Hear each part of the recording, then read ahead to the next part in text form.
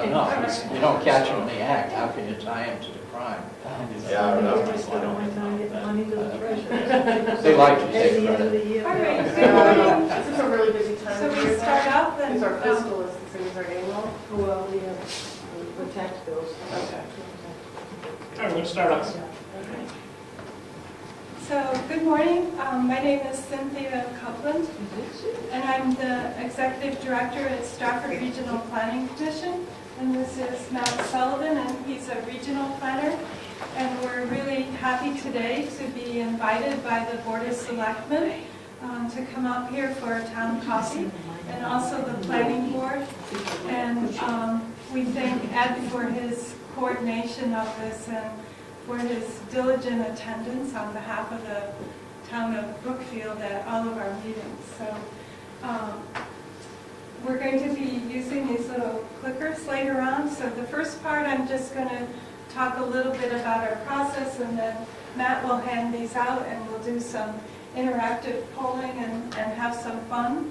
So what I thought we would do is I'll go through the sections that talks about regional planning and what we're doing, and then we'll take some questions, and then Matt will hand out, do the fun stuff, and I'll sit, I won't be voting, I'll just be sitting here. So the first thing that I want to talk about is the regional planning commissions, and we have a map up here that shows the 18 communities in our region and the state one, but they were established by law. That's our enabling legislation in 1969, and we're advisory bodies only. We don't have permitting or enforcement through the enabling legislation. The enabling legislation said we're advisory only to serve the municipalities that form us. So it's a voluntary formation. And you can see over there, we're on the Maine border, and that's the Strafford region, and we've been in existence since 1970. So what we do as a regional planning commission is our focus is on preparing a regional master plan that addresses the needs of the entire region. We also do local planning studies at the request of a community. We facilitate regional cooperation among communities. So a good example of that is up here in the early 2000s, there was some real issues along Route 16 with some very tragic fatalities that happened on Sunday afternoon when people were driving back down on 16. And so the town of Wakefield contacted us in District 3 and asked, how can we move this forward? And so we worked with DOT and the district to get the intersections upgraded and the rumble strips. So that's an example of facilitating regional cooperation. And then what you're interested in right now is we're working on our comprehensive regional plan. It's our regional master plan. If you're from different parts of the world, sometimes they're called the general plan, sometimes they're called a comprehensive plan. And here in New Hampshire, they call it the master plan. So it usually includes the following topics that are derived from both the state development plan, which is an RSA, and the local municipal master plan, which is also derived from an RSA. So we can look at using transportation, addressing transportation, land use, water, housing, economic development, emergency management, and energy. So now I'm moving into the this is the same map that's right here. So we have a really unique regional boundaries, and we have the entire county of Strafford. We have the two towns in Carroll, who both came in by request. Wakefield came in the early 1990s, and Brookfield came in the early 2000s, 2001, I think. And then Rockingham, we have Newmarket, which is my home, Nottingham and Northwood, and they're original communities. So we have 18 communities in total, but what's really unique about our region is every community is within the coastal watershed. So the boundaries were formed by geographic boundaries, by looking at the water, looking at where people commuted to go to work, who they socialized with, who they shared services with. And so I think we have a region that works well together. Even though people here in Wakefield and Brookfield will look at this and say, well, we don't have too much in common with Madbury or Durham or Dover, but a lot of people shop and socialize and work down, so there's a lot of interchange happening. The services that we provide, we've been very much focused on data collection. We do a lot of mapping services for communities and businesses. And then our planning, we've been focused on, because we're a coastal watershed and there's a lot of issues in at the mouth of these 5 coastal rivers that are in our region, there's a lot of issues, as you might have read in the paper, about the wastewater and the water treatment facilities. So we've been focusing on water and natural resources, transportation. Every community has a hazard mitigation plan, and then we've been working in the last 3 years on economic development. So now I was going to talk about what's in the regional master plan. So as I referenced earlier, the state development plan, I see somebody, Rob, you brought your RSA, so if you look at RSA 9A, that tells you what's in the state development plan. And if you look at RSA 674-2, that tells you what's in the local master plan. So as you all are very aware, the only 2 sections that you're required to do are your vision and your land use and regional concerns. And then the other sections are optional at your choice. So, and you can add additional chapters. A lot of our communities who have who are historic mill towns, have standalone historic chapters, as an example. And some of the communities around Great Bay have a standalone recreation chapter. Are you ready? Okay, so how we're looking at the regional master plan that we're working on is we've decided to focus on some key areas that are of interest to our municipalities and helping them make decisions about how they're going to spend their money and what do they need in place to help them move into the future. Whether that's voluntary efforts within their community or looking at zoning ordinances and subdivision and site plan, looking for funding for schools, for different types of housing, upgrading their roads, keeping them maintained. So we're focusing on housing, and Matt's actually working on that part of our section of our regional master plan. We also have Bruce Mayberry contracted with us in 2008 and 9 to develop our regional housing needs assessment, and that's a mandatory document in the RSAs that we have to update every 5 years, and it gives the characteristics and the data, the demographics and information about where we are in one point in time about the housing in our region and what the needs are. Transportation, you may be familiar that we're a federally designated metropolitan planning organization, and that means we focus on ensuring that local needs are incorporated into the state funding for receiving federal and state dollars for transportation. That includes transit, like the North Bus. I don't know if anybody knows someone that's been using the North Bus here. You can get it in Wakefield, and it comes up a couple of times a week, and it takes you down to Rochester. trails. We've just started into the trails, mapping trails and working with people who are already mapping trails.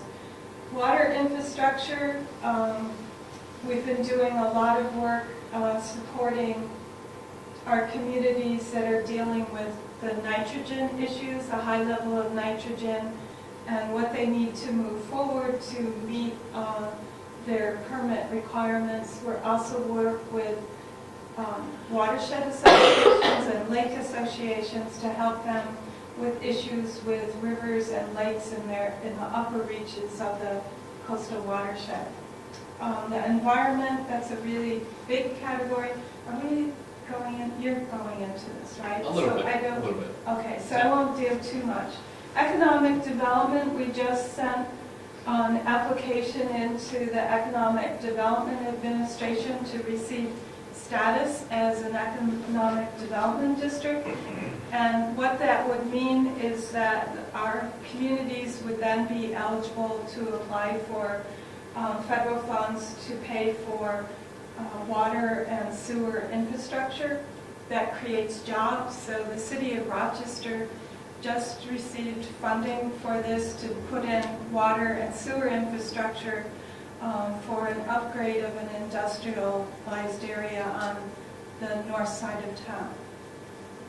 We do outreach, which is what we're doing today, and that's both for us to learn about you and your concerns and issues and your thoughts, and it's also for you to hear what we're doing and have a dialogue.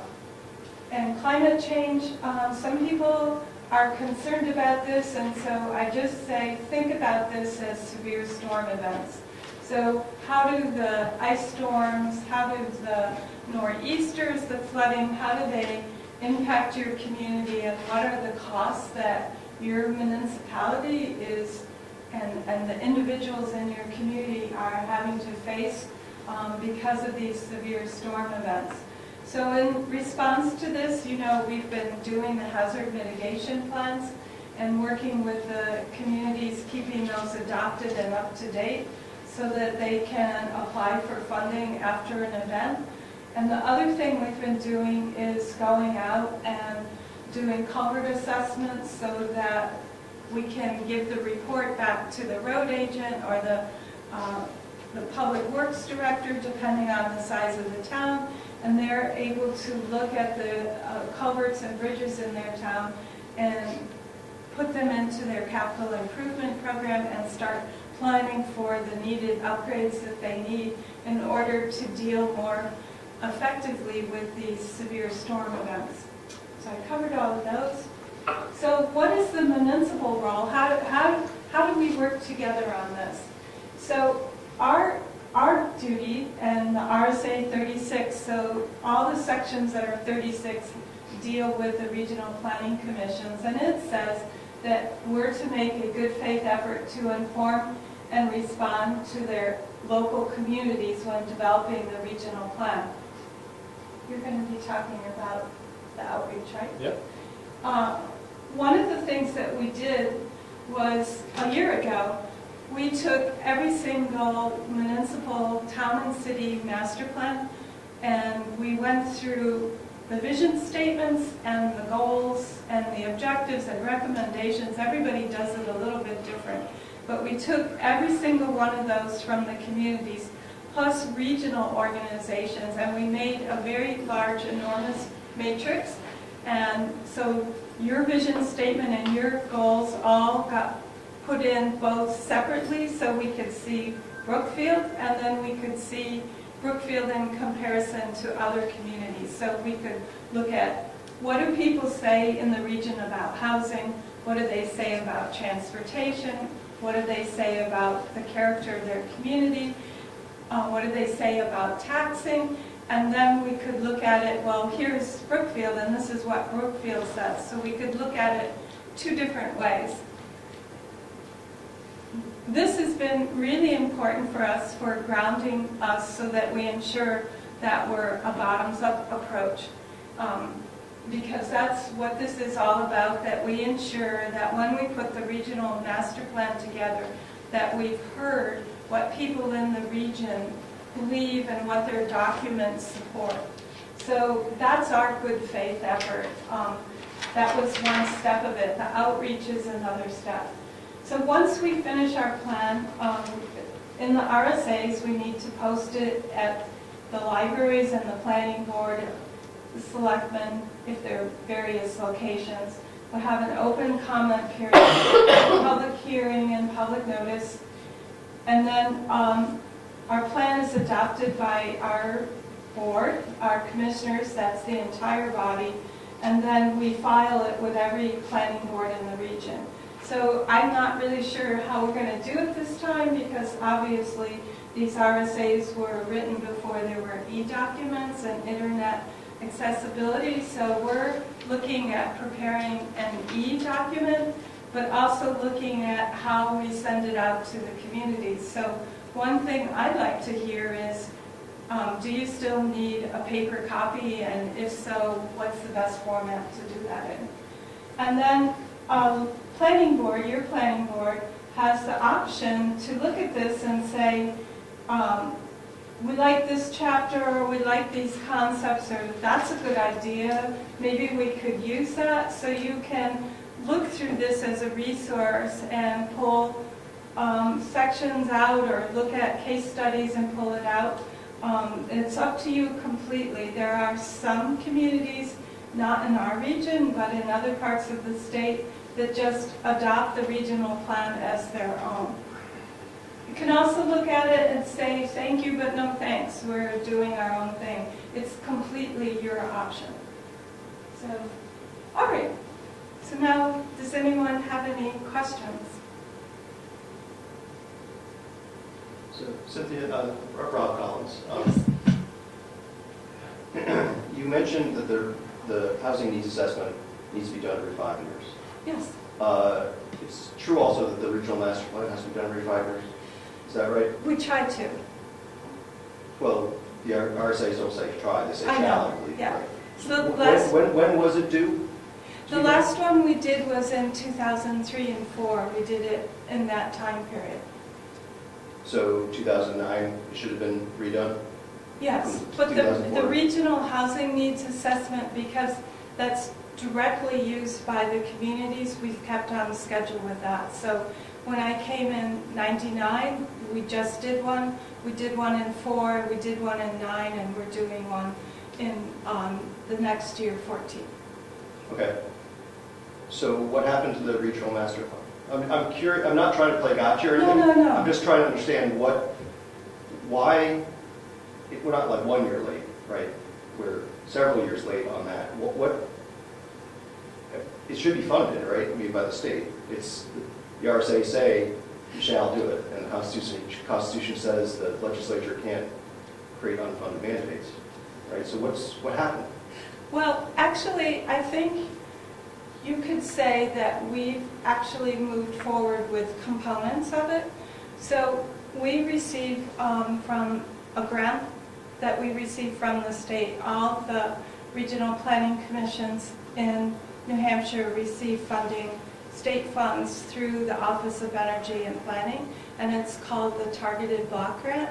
And the last 2 years, we've used that as match to develop our economic development plan. That plan is specified and called a comprehensive economic development strategy, and it includes Brookfield, Wakefield, and all of the communities in Strafford, but it doesn't include the 3 Rockingham communities. They're in the Rockingham County version of this economic development plan. So we have moved forward with that. Matt's been working on a broadband plan, which is new, and that's been moving forward, and we've been working on various components of our transportation. But the rest of the plan, we are behind on. And so now we have an opportunity to move forward where everything is done in the same time, in the same place. So it's all going through the process together. But why are we behind? I guess is my question. I'm trying to understand. what the process is, because Ed's our representative, right? I expect him to make sure that our regional plan is created on time, right? And Yes.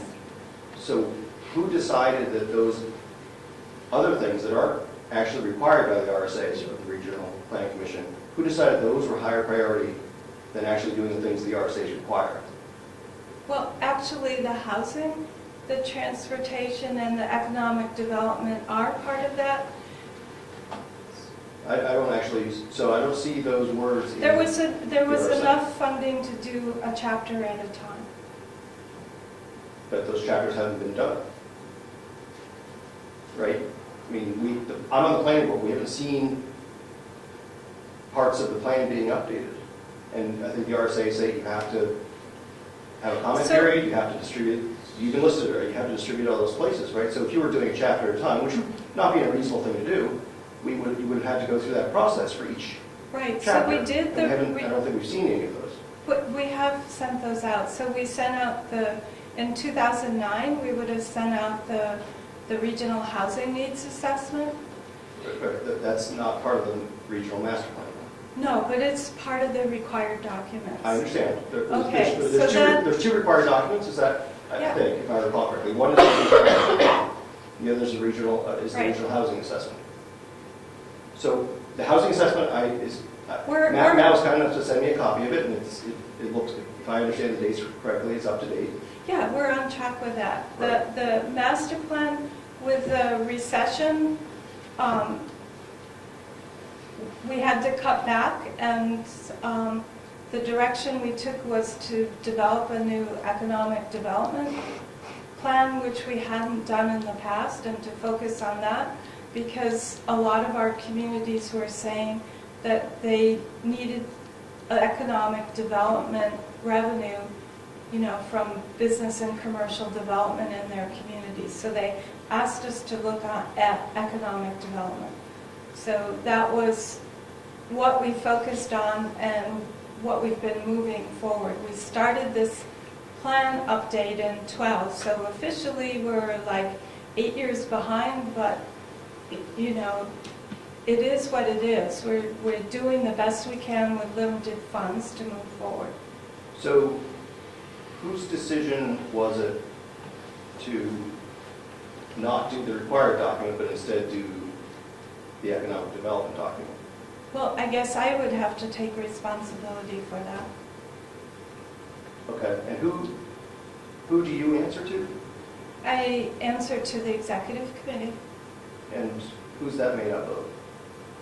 It's made up of 3 officers and 4 members, and then there can be alternates. And these are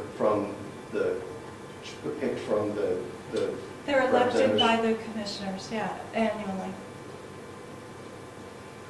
Has anyone else asked why the regional master plan isn't up to date, and why we're, I think you said 8 years late? No. Nobody else has asked that? No. I would say that in that time, we've also updated all of our hazard mitigation plans. So those have all been those are all at the municipal level. I'm not implying you aren't doing work. Oh, I know. I I'm just understand. wondering about the priority. I I'm asking completely about the understand. prioritization, because the legislature was pretty clear in it's a pretty easily understood RSA that says you guys have to do that. I don't know that anyone else thinks that they can just ignore the RSAs that apply to them. I mean, I know on the planning board we take that seriously. I wasn't ignoring the RSAs. I was trying to find a way to accommodate it and get it done and stay on track with very limited resources. So we've been as comprehensive as we can be, and to keep on. I take the RSAs very seriously, but the limitations have been hard on everyone in government at all levels. So I think we've made good progress, and the way I do this, I think is best represented by the fact that we're on track for the regional housing needs assessment, and we've always stayed on track. This comprehensive plan, which chapters we put in are at our call. It's a reflection of what are the areas of interest that most concern the municipalities in our region, and what is it that the state's saying through the state development plan. So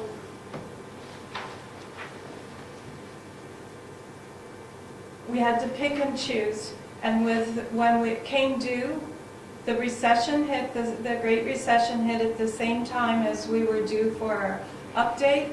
So what we heard most clearly was that we need to focus on economic development planning for our region and to be able to access more dollars for sewer and water traffic.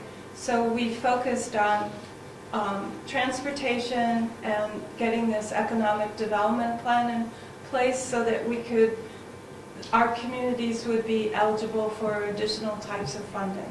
So that's what I took as a priority. Okay, I understand that. That makes sense. Did you go to the commission or the executive committee? Yes, I always do. And inform them of this or ask them to approve of this change in priorities and to not do the regional master plan despite the fact the RSA say that they're supposed to be doing it? Well, I think this is probably... The reason I ask this is that's a pretty, I don't know, seems like an important decision that the commission, that I would, if I were in your position, I wouldn't want to take the heat for it. I want to be able to say, I made this recommendation. Yes, it was me that made the recommendation, but the commissioners approved it, right? So the budget has a work plan, and every year we do a budget, and that goes through the executive committee. So I present a draft to the executive committee in April, usually in April, and we talk about it for 2 months. And then in May, at our annual meeting, they recommend a work plan and a budget to the full commission, and then we move forward. So this decision was implicit in the budget. Is that what you're Yes, saying? it wasn't implicit, it was clear in the budget. So it says exactly what we're going to be working on, what are the major tasks. Like yesterday, we just officially signed off on our fiscal year 14 goals, which have been under a lot of discussion, and there's a list this long of things that are going to get done this year. So they're also in our handbook that you can find online. So all of our commissioners get a handbook, and that has the accomplishments for the year just closed, and the goals and the work plan and the budget for the next year. It's very similar to a town. Let me ask the question a little differently. Are all the towns in the region in the same situation of being behind a number of years, and also as the state, are there other places that are similar to the situation we have here in Strafford County Regional Plan? Yeah, it's across the state, things just really slowed down during the recession. Surprisingly, there was movement of capital into our region in 9, and it's actually been, there's been a lot of activity in our region. If you look at Durham and Newmarket, Rochester, Dover, there's been capital moving into the region through that entire time, but it hasn't made its way up into the revenues that are received by municipalities and state government. That's still, it takes a number of years before those dollars start reaching levels that you can see. So is part of the problem, we have one of our representatives here, is part of the problem that you're not getting enough funding from the state? Is that the problem? Is this essentially an unfunded mandate? Or is it that you've got enough money, you could have done the regional master plan, but for a variety of reasons, the decision was made to redirect those funds to other things other than the regional master plan? Well, I'm not going to say directly anything, but what I will tell you is this: there's 146,000 people in this region, the 18 communities, and we received just over $11,000. Now, I am grateful that I'm sorry, $11,000 from the from the state? state to do the planning, to help us with our planning. So I'm not going to, I'm really grateful that we're still getting that amount of state funding, because there's a lot of agencies in the state that had state funding and now receive no funding. And so I'm grateful and appreciative for the legislature and the state, the Office of Energy and Planning, still funding us, because I think it shows support at levels that that's all there is. So you, what's your annual budget overall? Approximately, I'm not. I think this year it's somewhere about 750,000. And 11,000 of that comes from the state? Yes. Cynthia, can you explain what other things we do with that state funding other than, because there are We use, multiple tasks we're required to be either prepared to do or do. so right now, I'm using the majority of that state funding that we get to complete our economic development application to the Economic Development Administration so that we can get the designation. And the reason why that is so important is you have to show various criteria of distress. And if we receive that designation, those criteria go away, and any community in our region can apply for this funding at the time that best works for them. They don't have to wait for the distress. They can wait for when the business is ready to go or the business is ready to move in. Then they can apply, which makes better business sense. So that's a priority. We also use it for when a planning board, like yourselves here in Brookfield, comes and has an applicant come forward and it's on the border with Wakefield and Route 16, and you think there's going to be a traffic impact or some type of water impact, you as a board can vote to say that it has the potential for regional impact. And then what happens is you say, you name the community and the Regional Planning Commission, and then we receive the full documents and we do a review of that and hold a public meeting. We have a regional impact committee. They hear it and they write recommendations. We send those recommendations to your planning board. So that function is covered by that. We have mapping tests that are, special mapping tests that we do every year that's covered by that. And what else? General technical assistance. And that's $11,000 for all of those different things. So it's... So it would be fair to say that, maybe you don't want to say it, but I don't have a problem saying it, that this is essentially either you get a very small regional master plan, housing needs assessment, and these other things, because we only get 11,000 a year to cover those things, Well, or it's an unfunded mandate from the state to create the housing assessment and the regional master plan. Yeah, 2 years I used the funding to, of course, the last regional housing needs assessment, I paid for 1/2 in 1 year and 1/2 in the next year. So I split it so that we could get a really good regional housing needs assessment done by someone who's very well respected in the entire, southern New Hampshire and southern Maine. So I've been making what I thought were the best choices possible and recommendations to use this money very wisely and with good purpose. So how much does, it sounds like it was $20,000-ish for the housing assessment. How much is what's your projected cost for the regional master plan? So we received a grant from, through Nashua Regional Planning Commission, and the funds are coming through the Sustainable Challenge Grant through the Housing and Urban Development. And our share of that is $300,000. So right now we're spending approximately $10,000 a month. That's our schedule, $10,000 a month to work on this.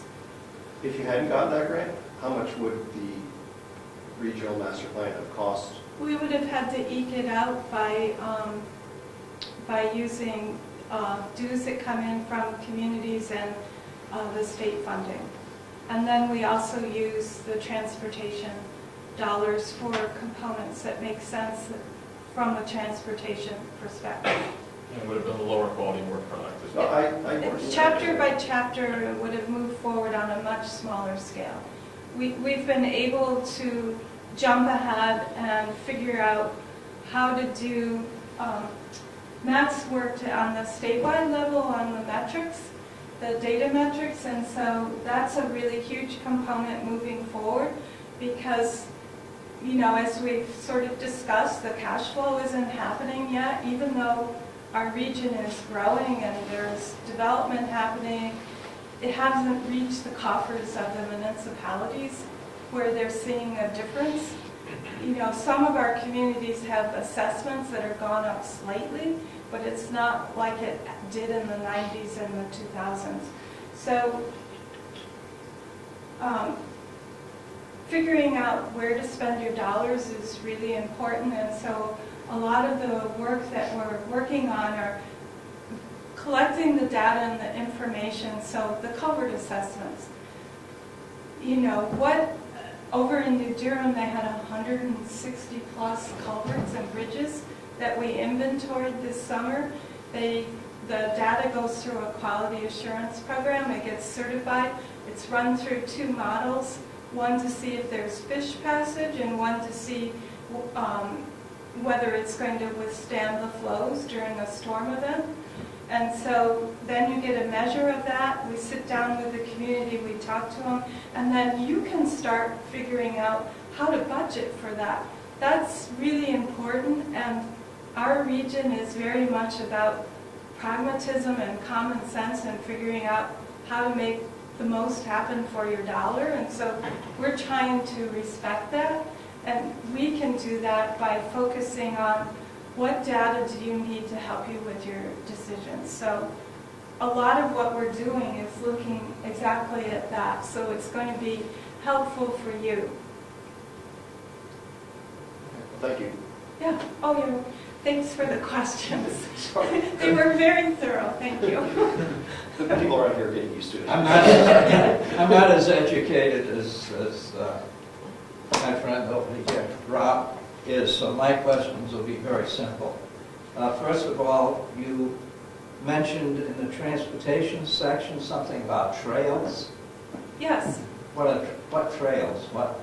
Well, so this gets into the outreach and something that we noticed. So we've been, I won't steal anything from what he's going to be That's saying, fine, go ahead. but we've noticed in our outreach that one of the reasons people love to live here and why they stayed here and built their business and their lives here was they love the recreational opportunities in our area.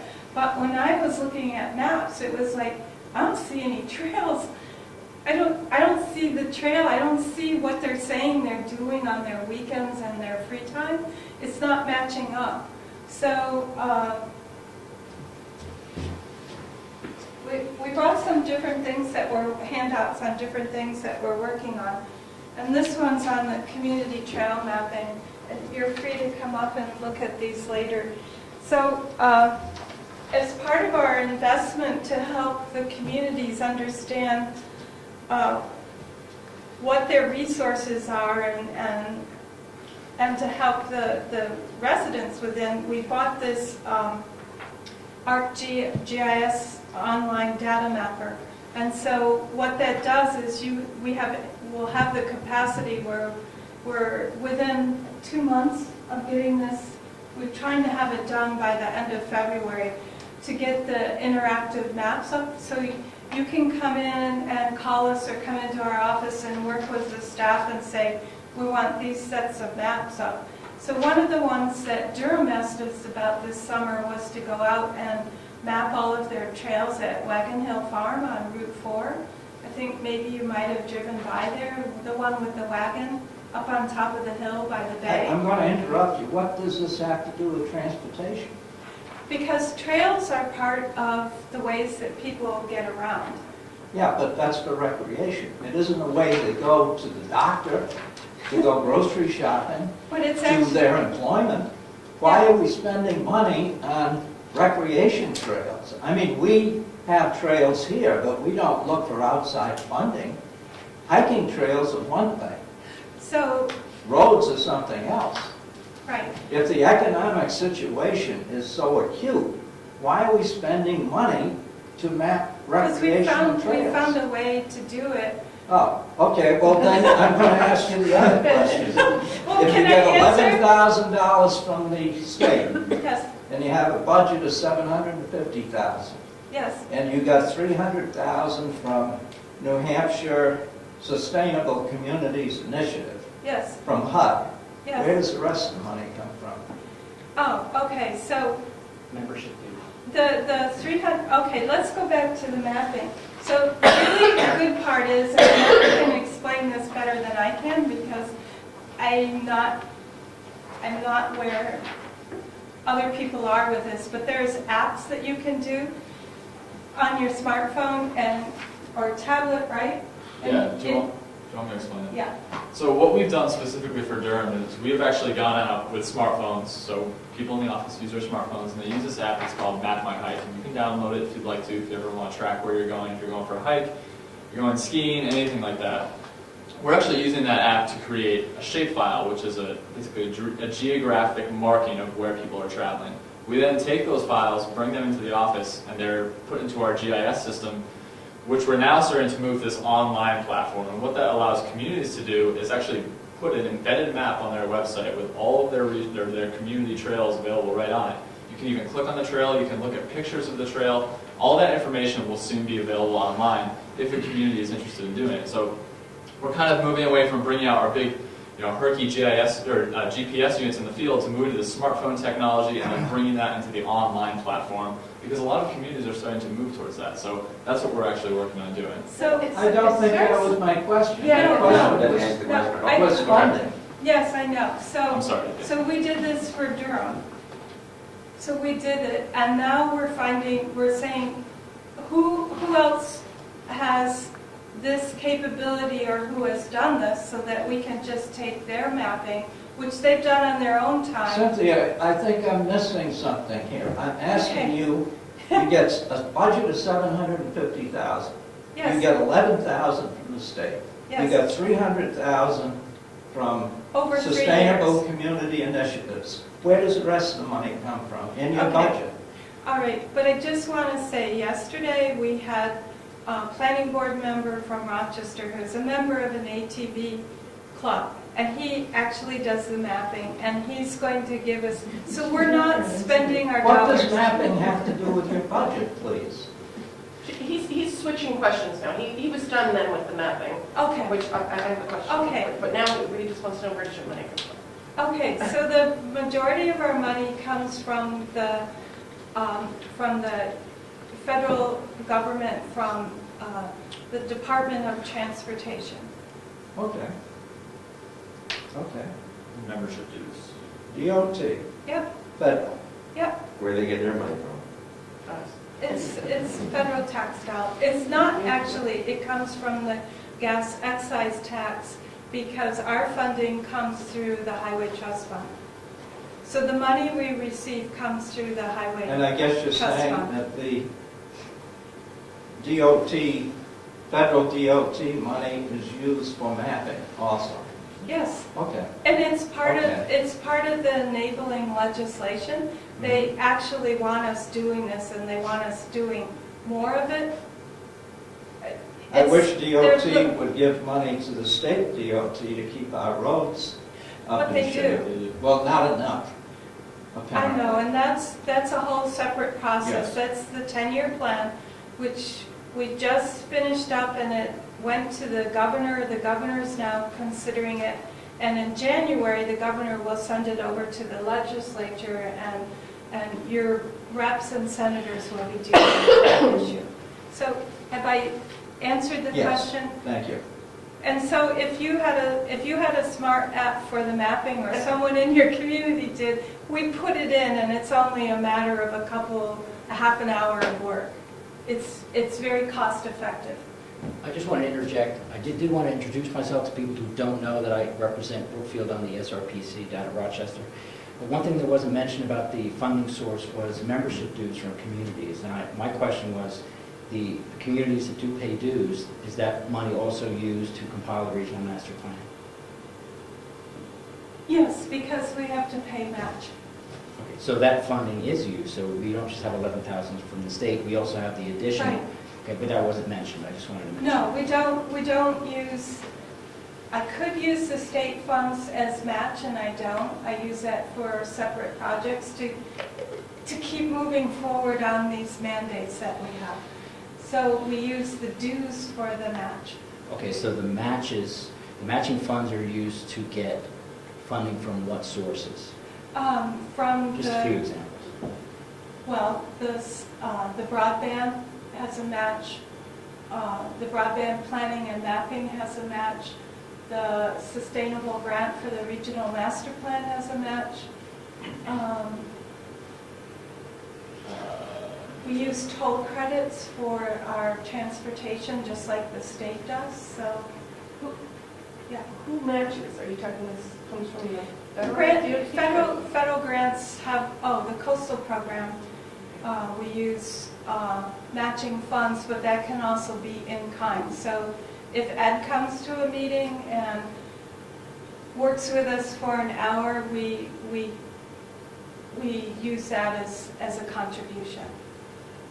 So that's called in kind. So we use two ways we do local match: in kind volunteers, or cash match, which is either through our dues or before the recession.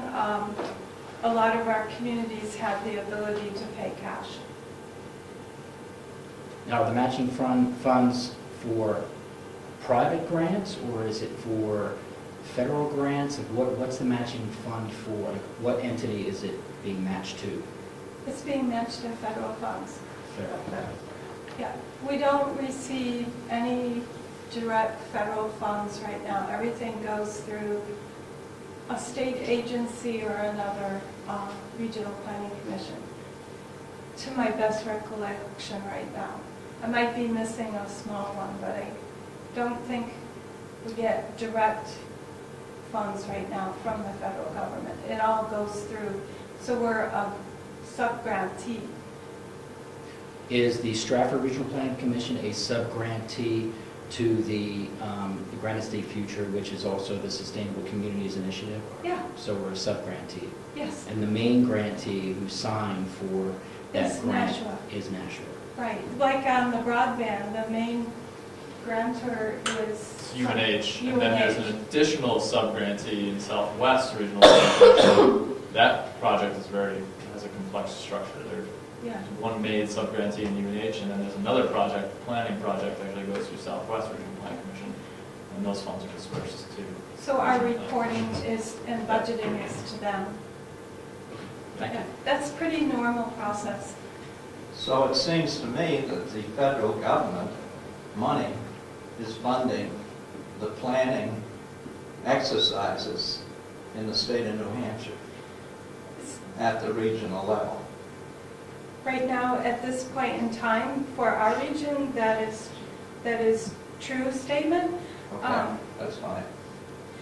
It wasn't like that before the recession. There's a lot of things that weren't like that before. Okay. Federal money.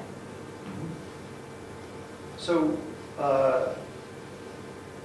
the regional master plan and the funding, it sounds like, if I heard correctly, is coming through Nashua from HUD. Mhm. And I think some of us have heard a bunch of noise. I'll call it noise. I don't want to be disparaging, but there's been a lot of talk about that and what that means. In your opinion, how, if at all, is the fact that there's a HUD grant, and which of course comes with, money always comes with strings attached to it, right? How are those strings going to affect the content of, aside from being more content, how is it going to affect the content of the regional master plan? So the basic structure of the plan is formulated on smart growth principles, which they're in the RSAs. They were actually adopted in the early 2000s. And so those smart growth principles pretty much encompass what we're doing for, those are the factors that make the major structure of our regional master plan. The only required document that we have to do is a fair housing equity assessment, which Matt is actually working on right now, and it's going to show.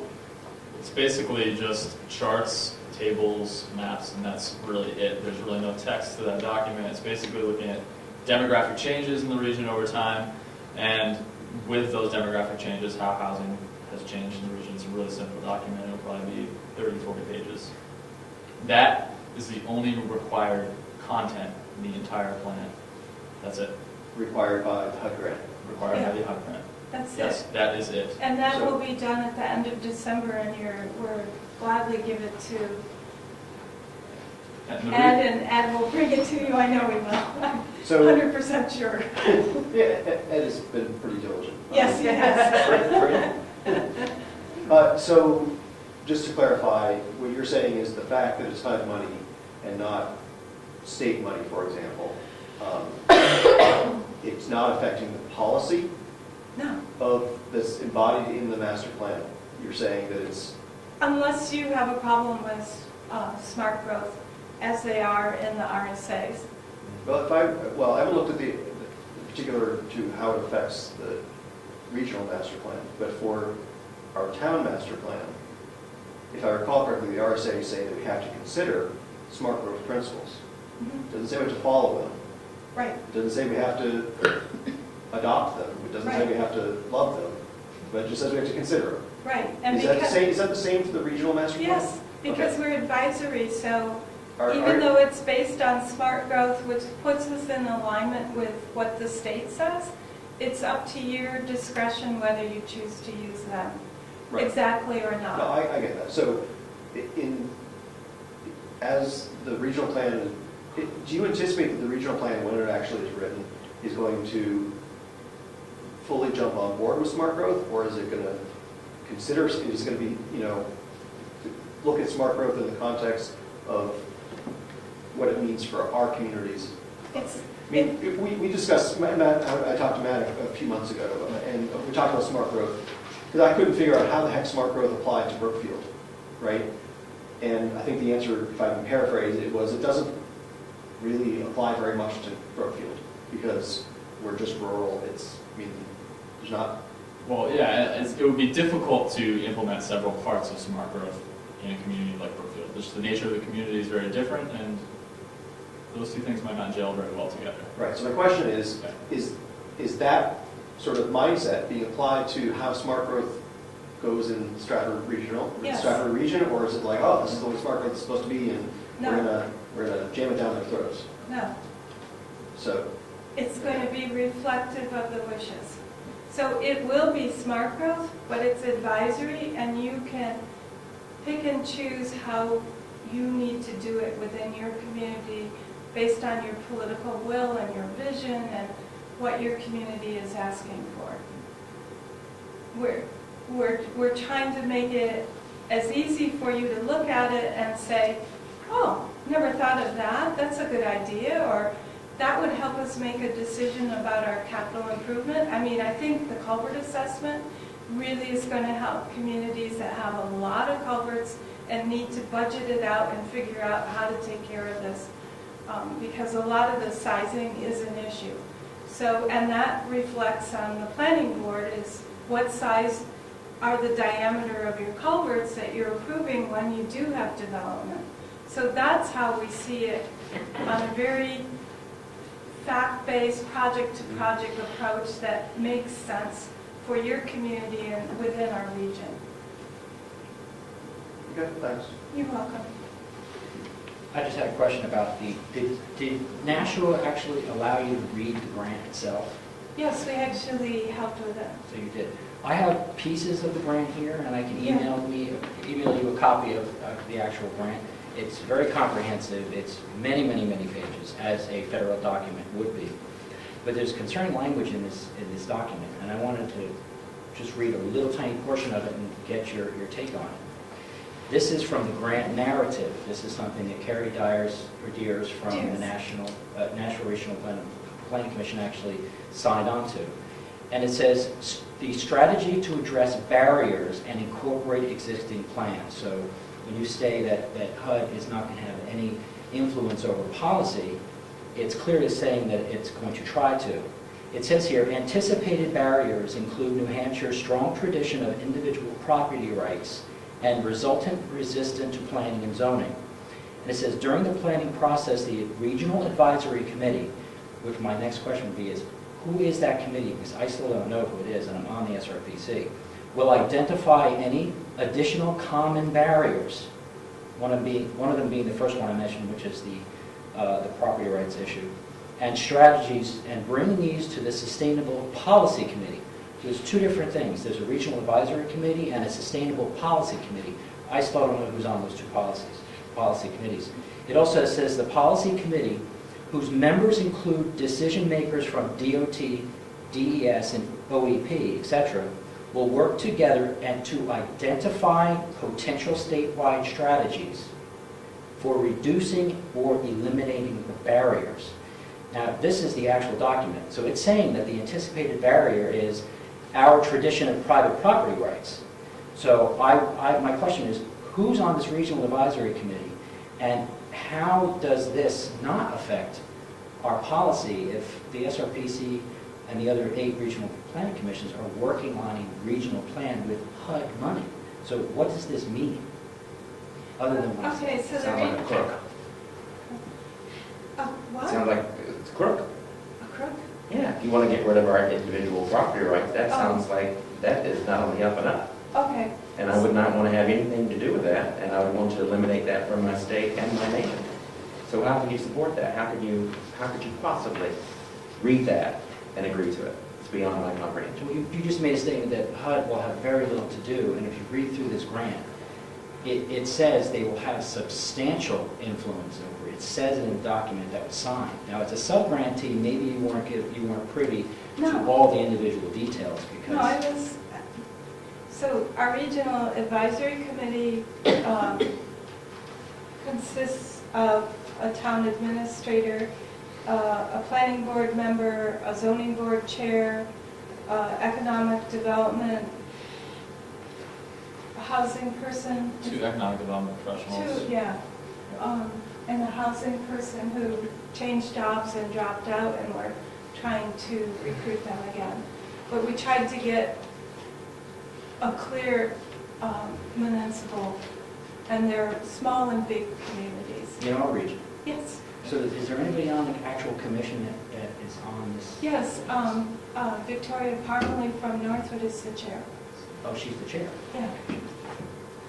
Okay, so. The Sustainability Policy Sustainability Policy Committee was something that was written into that document that we determined as a region, and I think in the end, most regions determined they weren't going to do because it wasn't appropriate for our region. So we did not create a Sustainable Policy Committee. And I think at the there's no state level, that's the advisory committee now? I suppose, Yeah, some of yeah. the names changed because what was written in the grant didn't work when we tried to implement it, so. I think that's the advisory committee now, and I'm on it for the 2nd year, and so I was on it through 13, and then I'll rotate off and be replaced by other regional planning directors that'll go on for the final year. So the barriers. I don't think anybody's going to change people's respect for and support of their personal property rights. That's who we are in New Hampshire, and HUD understands that. That's part of what it is to be in New Hampshire. So that's a given. I mean, it will be recognized as a barrier, and then that means certain things in New Hampshire happen or don't happen based on the fact that people are very supportive of that philosophy in their own personal lives and with their own property and their businesses and their relationships with their town or city. So another type of barrier is in other parts of the state, one of the institutional barriers that's evolving is just the age, the desire, the number of people who are aging and their desire to age and stay in their own home, and the fact that we don't have transit in place. So that's the type of barrier. So we're focused more in our region, like I said, we're pragmatic, because that's what our region is. The people in the region are very common sense, pragmatic. How are we going to do this? And with the, the least amount of dollars and the most respect to the taxpayer. So, I mentioned the North Bus. So we have the North Bus.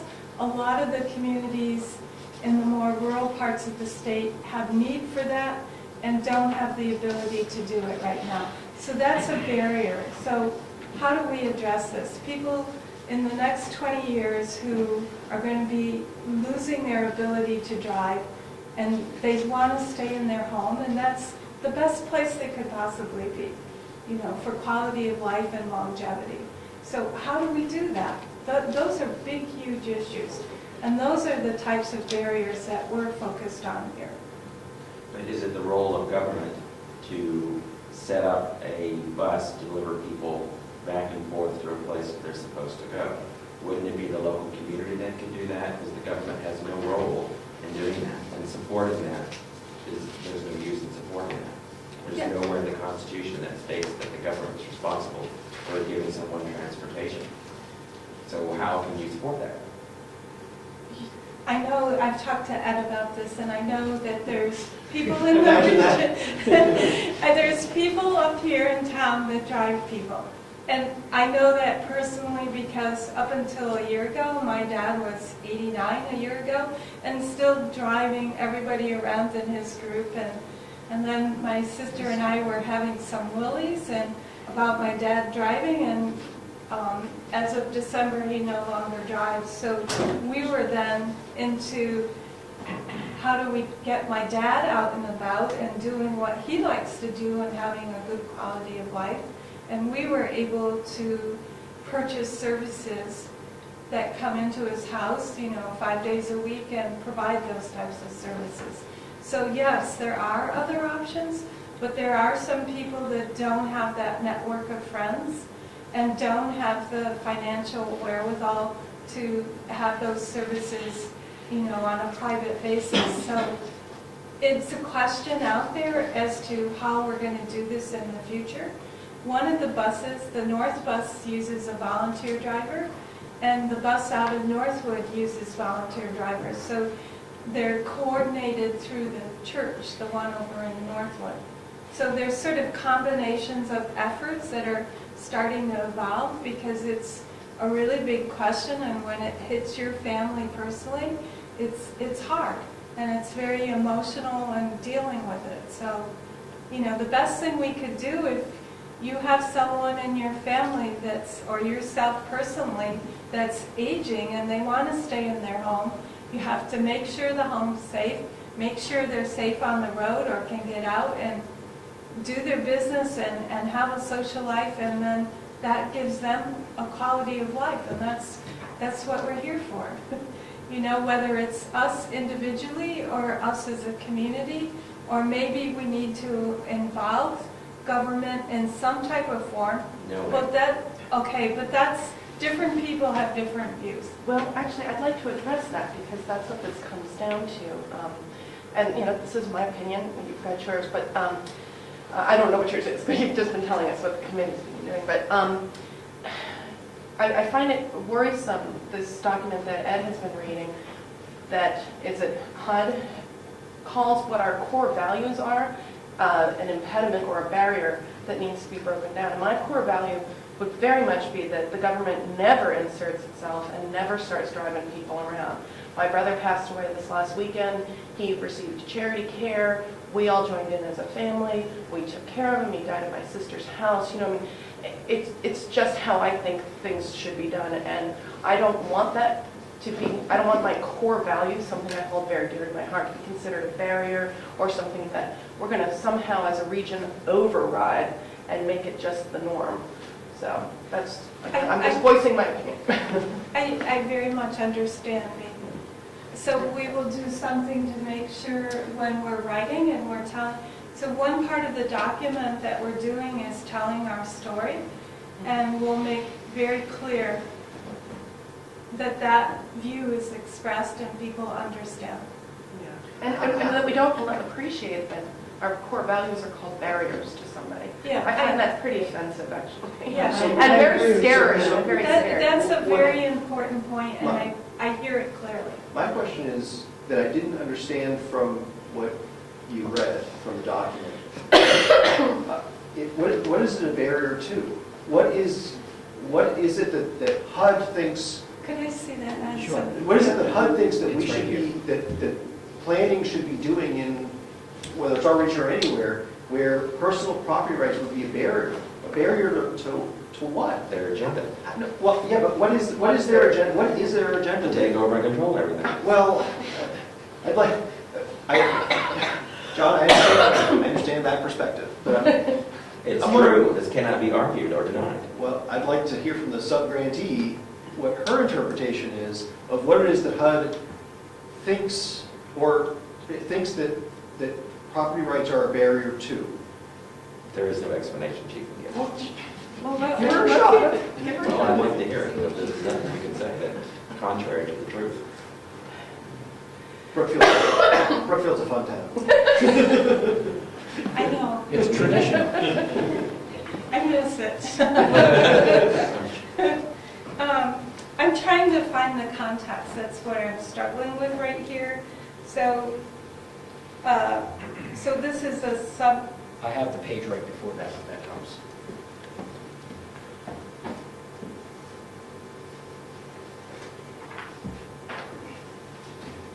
It's the abstract. Oh, good. All the way So halfway what's through. the abstract? So you have all the way through here, so. okay. And that's the original document. It's the grant And I did narrative. read this, so assessment of, Is it possible, while you're looking that over, to go to the Yes. other part of it, and then we can nail you with questions? At the end. I think Yeah, I'd like yeah. to look at that. Yeah. I know Ed has had this question for a long time, and we keep discussing it, and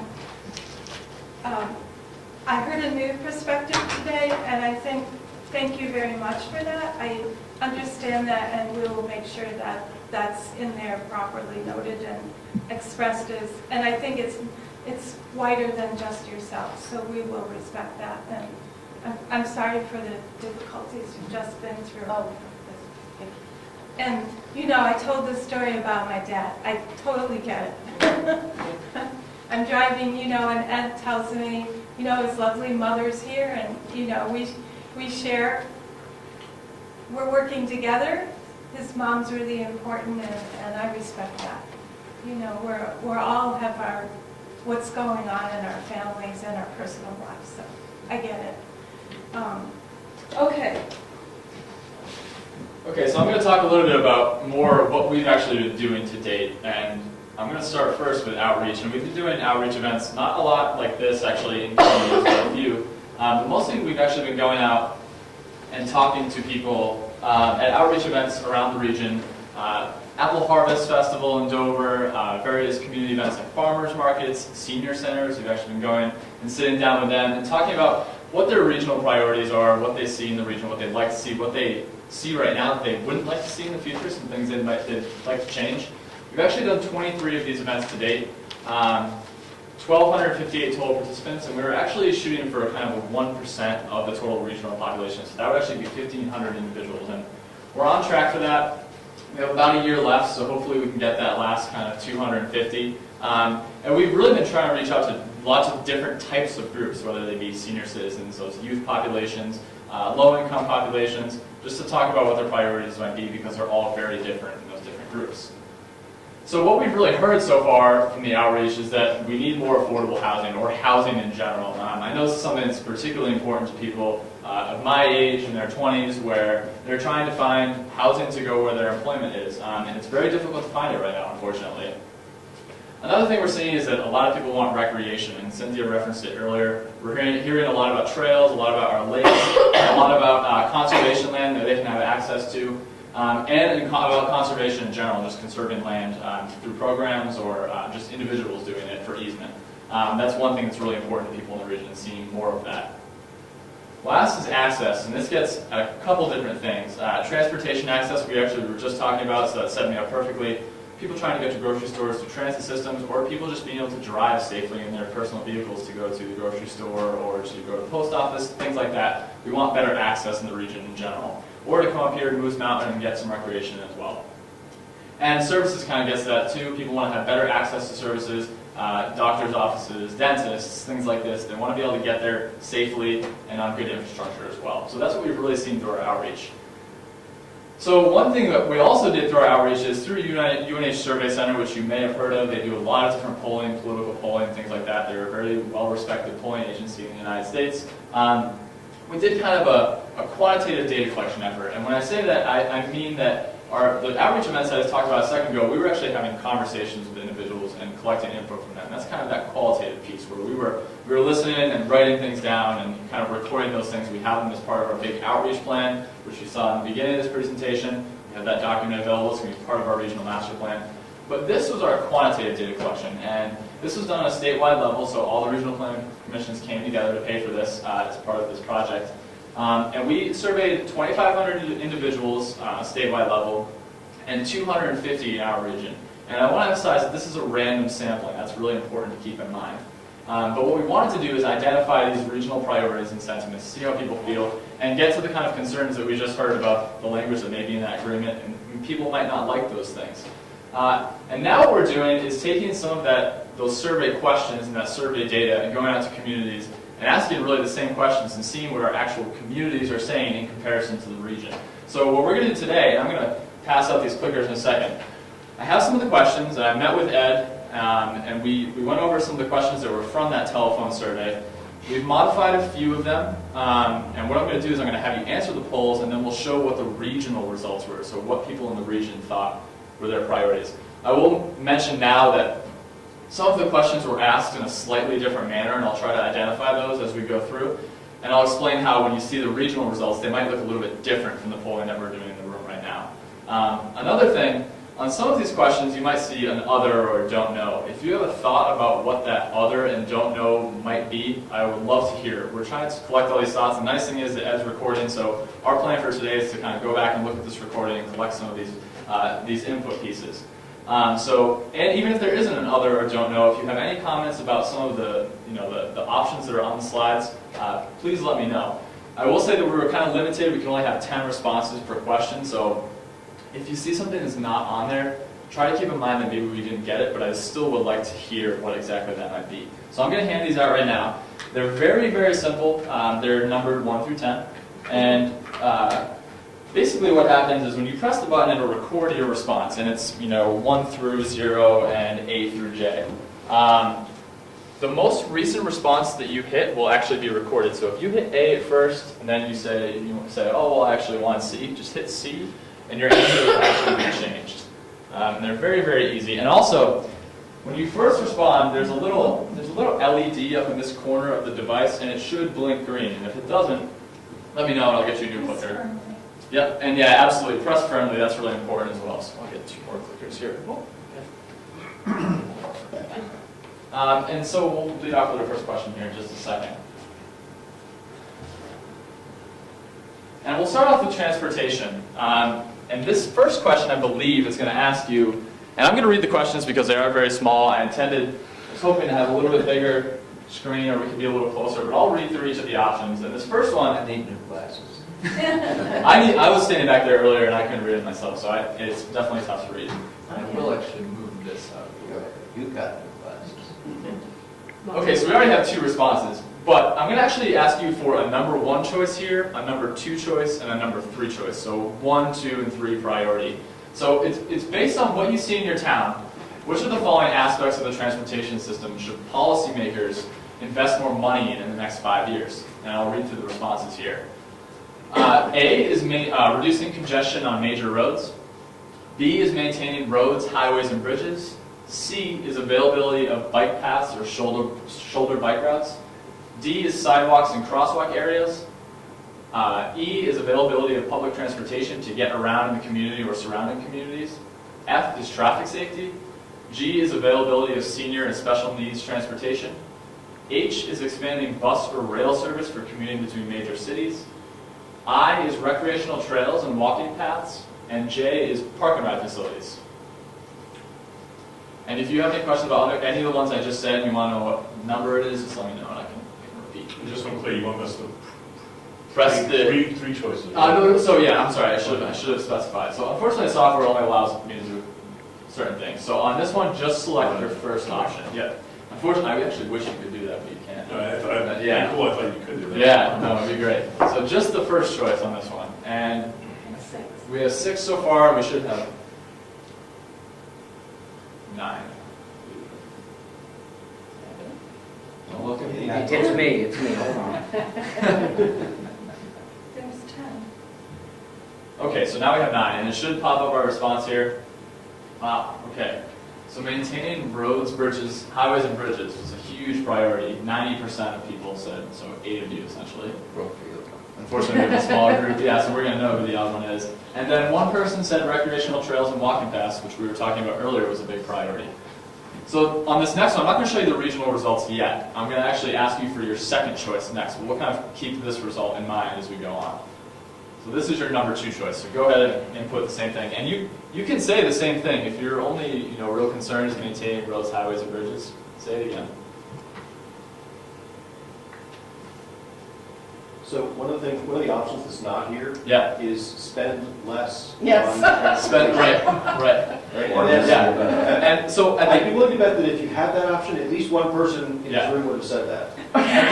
I will tell you, at the end of all these questions, there's a question that's I would have at least said it third. public investment priority, and it'll ask you what you'd most like to see public dollars spent on a local, state, and federal level. And there is I don't want to spend the public money at all. There is that option on there. So, but thank you for that comment. It Matt? probably could be on there. Now, if you stand over by your laptop right there and point to A, B, C, D, because I can barely see that. I can barely see them from right here. So A is right here, B is right here, C is right here, D, E, F, G, H, I, J. And if you quickly do that for each one, then you can see that because those blue letters. Okay. Yeah, future. Yep, absolutely. So we have 9 responses, so we're good to go here. Again, it looks like a lot of you voted twice. That's okay. That's good. So maintaining roads, highways, and bridges. 1 vote for reducing congestion. 1 vote for expanding bus or rail service for commuting, and 1 vote for park and ride facilities. Interesting. Third choice. And this is your third choice. And Ed, you don't want me to do it again right here, do you? It's the same options on each one.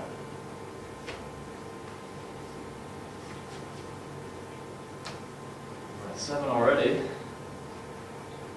8. 1 more. And 9. Okay. And again, maintaining roads, highways, and bridges. Big, lots of importance. Traffic safety, which goes along with a lot of different things, and park and ride facilities. So this is a question that was asked a little bit differently on a statewide level, and what we asked people is actually to go through each of these areas and let us know how much of a priority it was for them. So it was a little different on the statewide level, but you can actually see the same trends, believe it or not. So what you really want to see here is that this light blue color right here is that it's not a priority. And then these 2 darker blue colors are yes. The kind of mid-range blue is yes, but I don't want to pay more. So we actually asked that question as well. So we did kind of get to it. And then the yes in the dark blue is yes, but I'm willing to pay more. So obviously the number 1 on the yes to willing to pay more is maintaining roads, highways, and bridges. That was a huge priority for people in the region as well. Second, kind of senior and special needs transportation, which kind of points to an aging demographic in the region, could be one thing. Then a couple things coming in below there were bike paths and expanding bus or rail service. So we did have some responses there as well. Not a lot of interest for people on reducing congestion on major roads, though. Apparently people don't think congestion is a huge issue, or even for traffic safety, which I find kind of surprising as well. Any questions about that? You want the next one? So housing, there are going to be more questions here than just that, just the three that we had there. And I wanted to talk a little bit about what we've been doing for housing to date. We're starting working on our housing assessment, looking at a couple different things. These are kind of basic things: rental ownership, housing affordability, looking at the ties between demographics and housing opportunities, how those actually go together, and looking at impediments to housing as well, where affordable housing is available, like I said, for people like me that are kind of keeping this in mind. And we're also, one of the biggest things is looking at the relationship between things like economic development, transportation, the environment, food, education, and housing, how those things all come together. And we're trying to find ways to kind of illustrate those connections that we think are there, and we're trying to look at data that actually show that that's the case. We're not sure yet, but we're finding those things. And another thing we're working on, and we were mentioning kind of online mapping before. This is one example of what our online mapping interface looks like. We actually had a meeting recently that Ed was at where I presented this. And the intent is not to be able to see what's actually on here, but what this online mapping engine allows us to do is share this map with the public, so you can go on and look at the data that we have. And you can symbolize it by really however you'd like.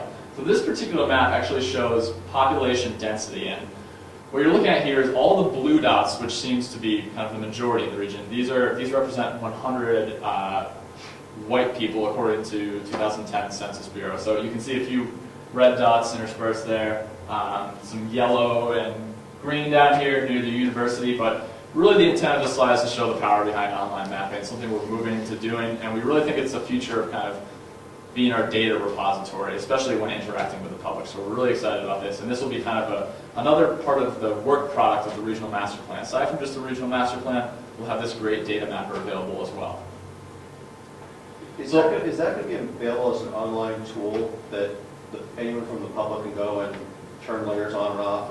Absolutely, that's our intent. That's when we're basically, you've probably seen other state agencies are kind of doing it, especially Granite at UNH. I think we've even talked about Granite before. There's a ton of value in that, and applications behind that are slowly developing, and now they're really more readily available, and we're starting to move into that, and we see that as having huge value for our communities, stakeholders, whoever it may be. So yeah, we intend to make this fully publicly available. You can toggle layers on and off. You can actually, and this might not be for the everyday user, but you can actually look at the data behind the map that you're looking at, see what certain towns may have in them. You can click on a town and see what your poverty rate is and all this different information. And we're slowly starting to build that. It's kind of a new thing for us, but we do have some GIS expertise in the office, so it's actually going fairly well. But we're excited about it. Is a lot of money being spent on that, or is that something that's fairly inexpensive? It's fairly inexpensive. The cost of the software and the hardware is dropping rapidly. And so that's what's moving into the digital age has gotten far less expensive for us in the last 5 years. So we've been making major investments in those, but those major investments are much smaller than what we would have made in 2000. You can actually go online, and this is unbelievable. It was unbelievable to me too. And you can make an account with this mapper that we're using, and you can start making maps right then and there. There are literally hundreds of thousands of publicly available data layers that you can make a map. I made one myself, and I showed Cynthia. It was relationship of grocery stores to transit routes or something to that effect. I did that without paying any money. I mean, this is really moving into the public domain where this information is publicly available and you can do with it what you want. So there's a huge amount of power behind it. It's pretty unbelievable. So low cost, definitely.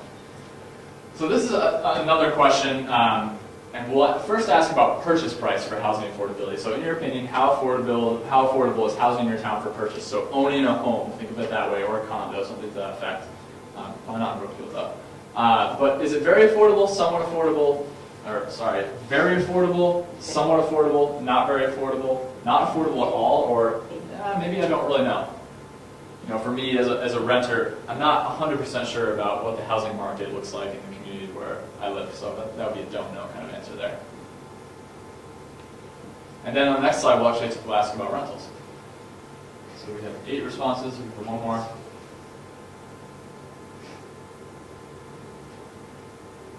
All right. Okay, so very affordable, that's good. If that's a public perception, it's a really, really good thing. Someone affordable coming in there. And then not affordable at all. It's interesting to see that response for purchase price.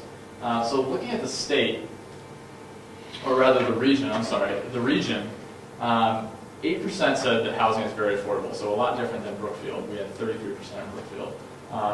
58% it was somewhat affordable, 20% said it wasn't very affordable at all, or not very affordable, 3% not affordable at all, and 11% said don't know, and you're probably thinking, well, what is that don't know? I think it's a lot of people that are like me, where we're renting and we're not 100% sure what that housing market really looks like. We read about it in the news, but what are those actual prices out there? Not really sure. So next, how affordable is housing in your town for rent? And it's the same structure where you have very affordable, somewhat affordable, not very affordable, not affordable at all, and don't know.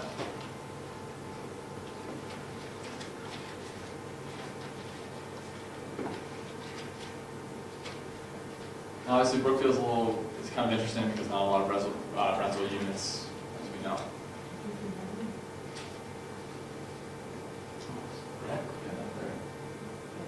Six or four. I have a hard time seeing.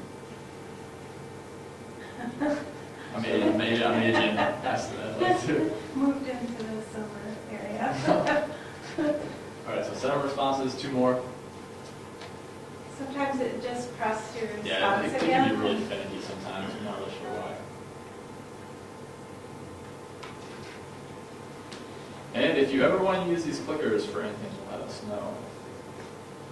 They're fun and they're available, definitely. Laser tag?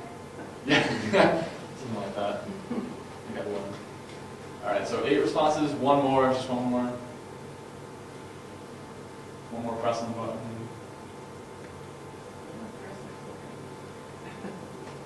Wait 2 more seconds. I'll move on. All right, we're gonna go ahead. Oh, actually, we're missing someone. Okay. So, don't know.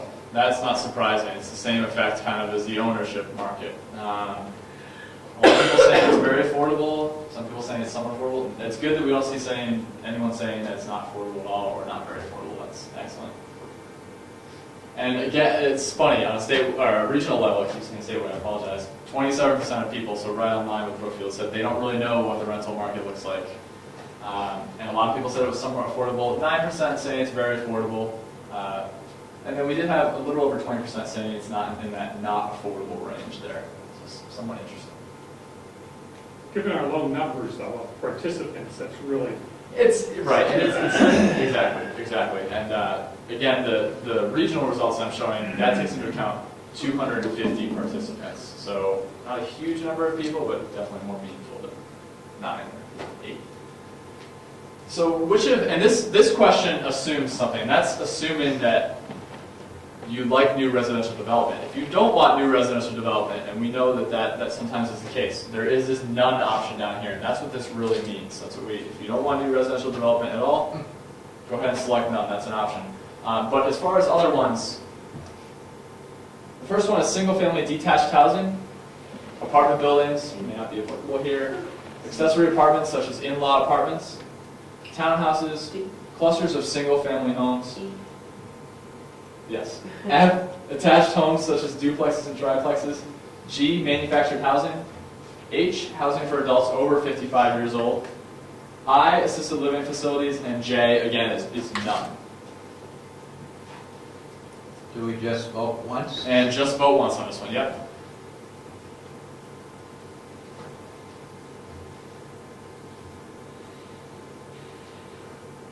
So 7 responses.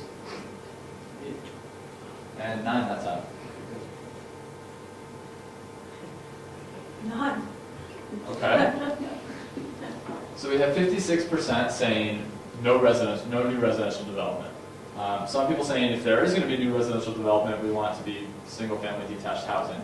And then H, housing for adults over 55 years old. So let's try and remember that as we look at those regional responses here.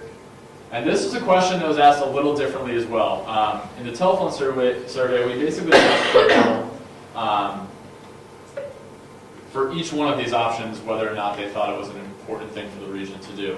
So that's why you see numbers higher than, it's not 100% across the board there. You have 76% saying they want single-family detached housing. You have 74% people saying that assisted living facilities are a high priority. And on this one, on the regional results, this may be kind of something we could have done. We didn't have that none option, so maybe we didn't take that into account. But we're realizing now that this could be kind of a community priority. So starting to change our community outreach process for that. We're seeing that change happen. And then clusters of single-family homes and housing for adults over 55, which is somewhat close to assisted living facilities. Those were the next kind of highest priorities. So this also kind of assumes that we're going to have development. And this is I want you to think kind of as in your region. And your region can really be anything. It doesn't necessarily have to be our planning region. We understand that the arrangement of communities is a little odd for us. But in what you think of as your region, so it could be Wakefield, it could be Ossipee, whatever it may be, where do you think future development should occur? Should it occur in areas that are already developed, and that is option A, growth in already developed areas? B, growth in undeveloped areas, or maybe you don't know, and that's option C.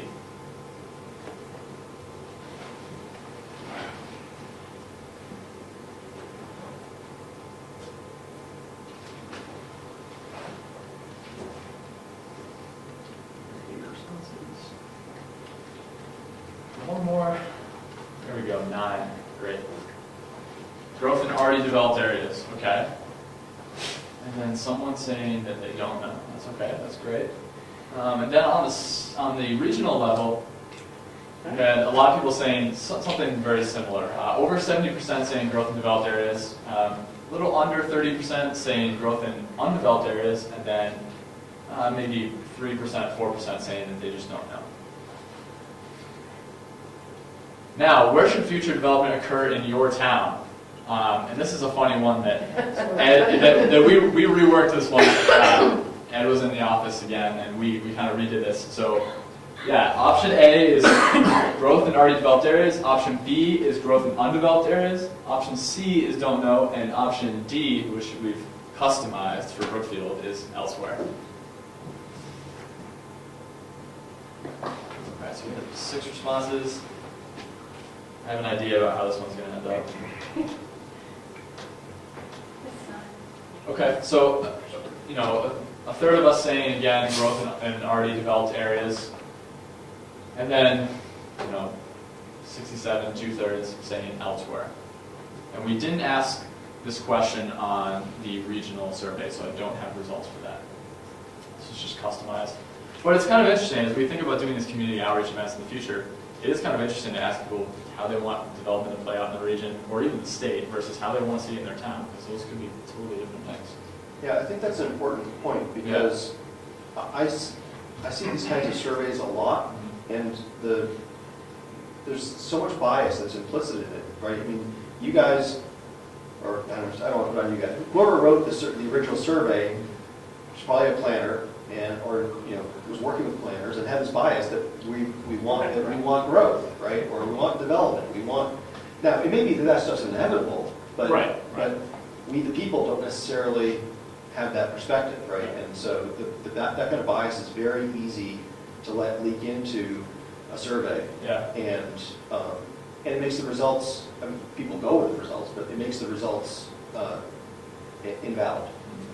Because the findings would be, oh look, 1/3 of the people want growth in developed areas. Well, really, maybe they didn't want any growth. But if you're going to have growth, maybe that's where. Yeah. So. Yeah. So we're realizing that some of the questions may not have been exactly what we would like to do, and we did have input on the survey, but it's kind of after we saw the results, we kind of realized a lot of these things were there, and we're starting to change them for these events because we want to get the best results possible now. This survey is by no means invalid, the results, but there are maybe some issues that we could have worked out with the survey beforehand. But we felt at the time that we released it that it was the best survey we could have put together. So on this one, they're going to ask you for, I know we have one with 2 options. This is either your top 2 or top 3. So on this one, which of the following are most important to have in your town? This is your number 1 choice. Like I said, maybe 2 or 3, I forget. Medical offices are A, B are grocery stores, C are restaurants, D, small business and retail, E, quality schools, F, nearby job opportunities, G, farms, farm stands, and forestry businesses, H, cultural and recreational facilities, or I, destinations within walking distance.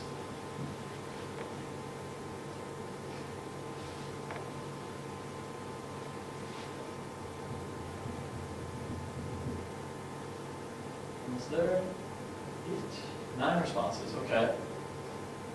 All right, so we see a lot for G. That's farms, farm stands, and forestry businesses.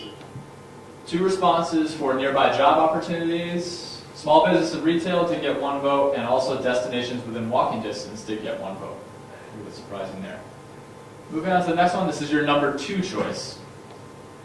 And the same options. Do you want to read through them for them? Would you like me to read through them one more time? I think we're good. Okay, I'll read through them one more time, just to be safe. A is medical offices, B, grocery stores, C, restaurants, D, small business and retail, E, quality schools, F, nearby jobs, G, farms, farm stands, and forestry businesses, H, cultural and recreational facilities, and I, destinations within walking distance. We have 9 responses already. Again, farms, farm stands, and forestry. A little bit of other responses, though. We've got medical offices in there. Those are important. Small business and retail, quality schools, and then cultural and recreational facilities like Moose Mountain, things like that. And also destinations within walking distance did come in there as well. So there were only 2 responses, or two options, I guess. And we asked this question, much like the very first question we looked at. We had people look at each of these things and ask them how high of a priority they actually were. The 2 darkest blues are somewhat important and very important in the darkest blue. And then the not very important and not at all important are the greens, which you actually can't really see them, but this light blue right here is the not very important, and this green is the not at all important. And then there is a little bit of don't know up here. But we can see right away that quality schools were very, very important in the region. No surprise there. Nearby job opportunities goes right in line with our economic development work. Small business and retail, maybe more in the urban areas than the rural areas. It could be the case there, possibly. But that's really how it shook out in the region. Now, with the quality schools, a lot of towns, obviously, even here in New Hampshire, they have regional school districts, obviously. So, that maybe that question needs to be tweaked to, that your town has access to quality schools. Because no one wants to, I don't think I say no one, but we don't want a school in town per se. Yeah. But I think people want access To a good school. Yeah. Do Yeah, we assume really. they're public schools? What's that? Do we assume they're public schools? That's a great question. I think we kind of make the assumption here K through 12, maybe public schools. But someone may have something totally different in mind. I'm not sure. If you have a student that's going, into college or university and you're looking to keep them kind of in state for cost reasons, then I think that would be probably what they're thinking about. Depending on the participant. The other thing I find just very interesting on this chart is the least votes came to destinations within walking distance, which I just was reading what smart growth is, and it seems completely contrary to that. Yeah. So that's very interesting that our region isn't really interested in everybody concentrating and living in one place and walking along next door. Yeah, I think that That's really important finding. We also saw that, I think, on one of the earlier questions, where people wanted growth in development in undeveloped areas. Yes. Right, which is Nobody wanted that, yeah. I put that down. I put destinations within walking distance because there's nothing in this town to walk to, and it'd be nice to have a destination of nothing to go to. Well, that's the point of living here as opposed to Wolfboro. Yeah. You can walk down the street to your farm. You come to my house. You come to my house for a cup of coffee?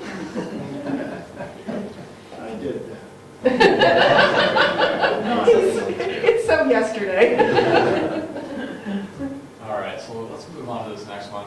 So we're moving to a different kind of topic area, and I'll talk to you a little bit about the work we're doing quickly in 2 areas. First, our environmental component, which is we're addressing these kind of topic areas: forestry management, air quality, agriculture. Recreation and cultural resources actually fall in this area. Energy, water resource protection, and biodiversity, think wildlife, nightlife, that type of stuff. And we're working really closely with our environmental technical team, which is experts from a couple of places, UNH, and also regional experts as well. We have a utility person on that as well. And we're working with them to kind of refine what we're working on in that chapter. This is a great little picture that we added from PowerPoint. This is the Bellamy Res in Madbury, New Hampshire. Beautiful picture, I just had to put it on there. But this is really what we're working on right now. And this environmental chapter, because it's such a high priority, the environment in our region, we're putting a huge amount of our resources and effort into it because we think it's one of our most important regional assets. So just something to think about.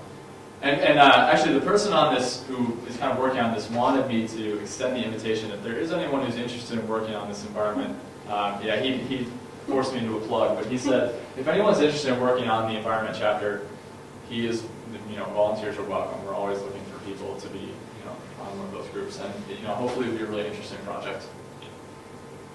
Next, kind of in the environmental realm, we're actually putting together something specific to water infrastructure, and that's because water infrastructure has gotten to be such a big thing with stormwater management, obviously some MPDS permitting, things like that.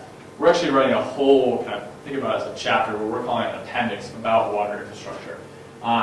And we're going to touch on these topic areas that are on the right here. Protecting water resources, which is actually covered in the environment chapter as well, but we're going to talk about here. Municipal drinking water supplies, which there's no doubt drinking water is public water quality is a huge issue for the region. Wastewater infrastructure, dams, emergency management, specifically public safety, and also the economic impacts of a lot of this stuff too, how it really impacts our region.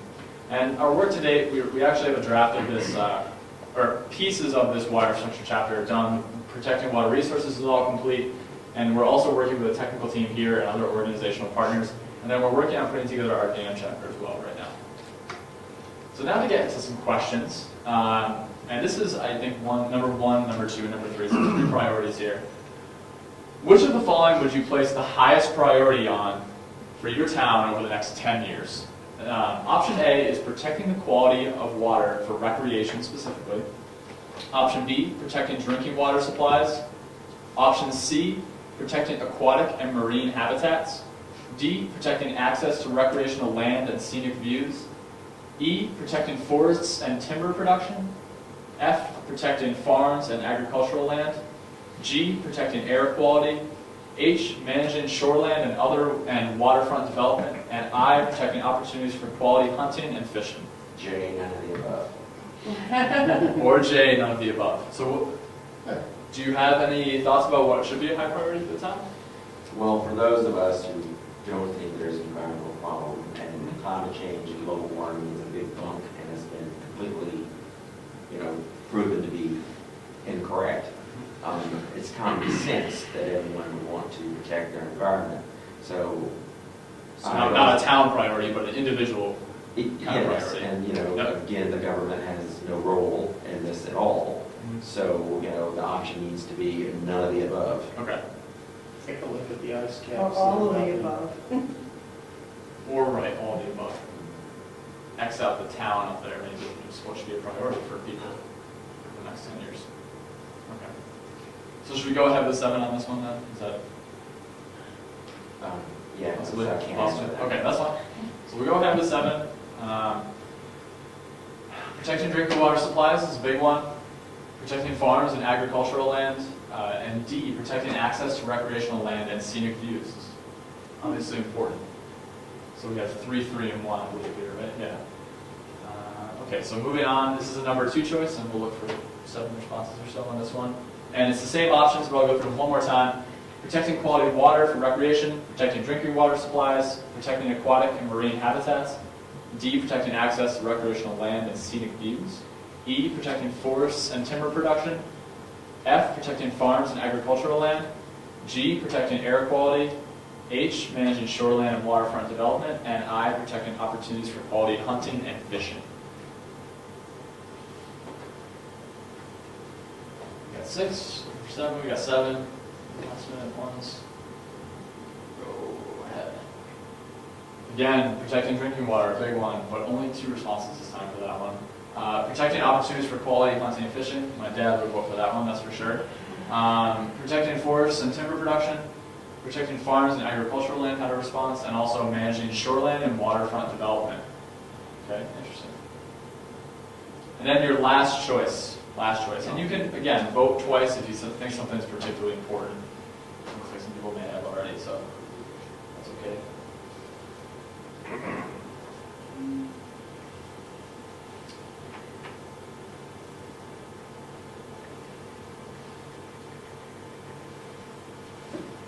Okay, so responses. Protecting drinking water. No surprise there. And similar responses to the last ones. Protecting the quality of water for recreation, that was added on there. But very similar responses. So what policy results from a desire to protect drinking water? What is the reach, I mean, you have to make, the plan's gonna have some recommendations. What are those recommendations? Right, In so- order to protect drinking water. The way we're kind of approaching a lot of these things is so you chose protecting drinking water supplies. Aquifers. Right, we're looking at, the way we're kind of starting in all of this, we're looking at the data that's out there. So aquifers would be a place to start.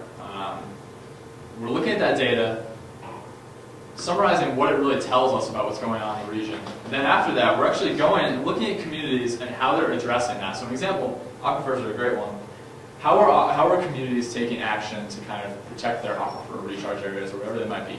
Well, aquifer protection ordinances, a lot of communities are actually doing that. So what we're going to do in the actual master plan is say, here's a case study. Look at it. If you don't want to do it, fine. But if you're interested in doing something in your community to actually maybe protect these things, this is how you might do it. So we're really looking to local case studies to kind of guide change in the region if people would like to change. So what is an aquifer protection ordinance? Ordinance? Like? We don't have one of those, I don't think. Yep. What does that involve? Does that say you can't use fertilizer, you can't do X, Y, and Z? Cynthia probably knows better than that. I'm not the environmental planner, but Barrington has one, I think.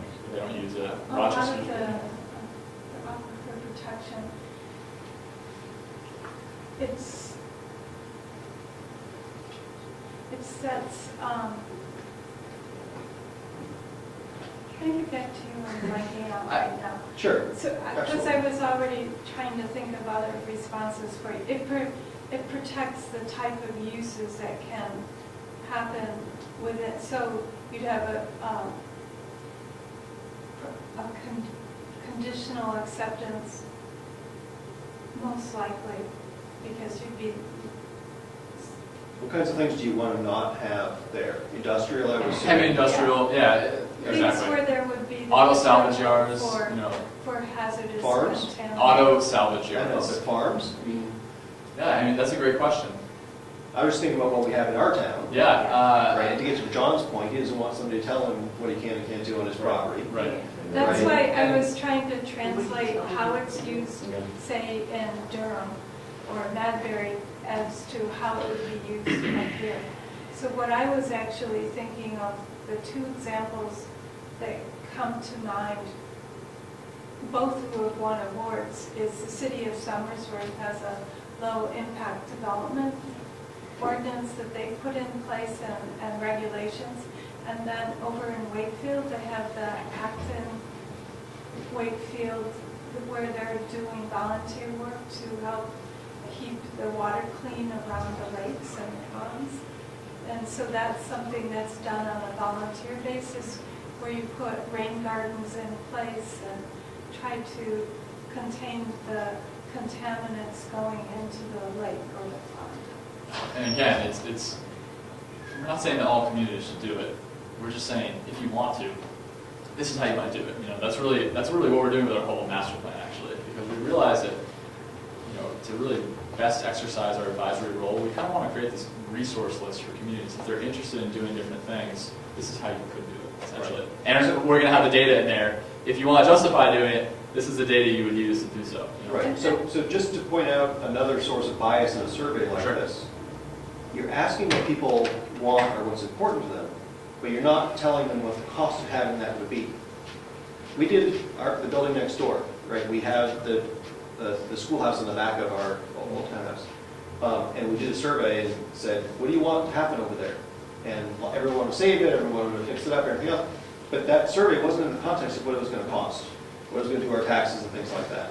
And we really, the next year, this basically now, we went through the process again with actual costs, and people could make an informed decision of, oh, we want to save it, it's going to cost this much, and they decided they want to save it, right? And that's fine. But in the context of what do I have to give up in order to protect, what does protect drinking water supplies mean? If it means, don't do really stupid things, right? Don't dump stuff, toxic waste into the ground and stuff like that, people will probably be on board with it. If it means that you can't, have a farm because the livestock waste or whatever is going to get into this, is going to seep down to the soil, whatever, people may not want to pay that price. They want fresh food, they want whatever, so you need to, in order to get real valid results, people need to understand what the trade-off is. It's not, these things aren't free. Whether they come at some cost, whether it's financial or personal property rights or something, right? Something, you have to give up something to keep these things, right?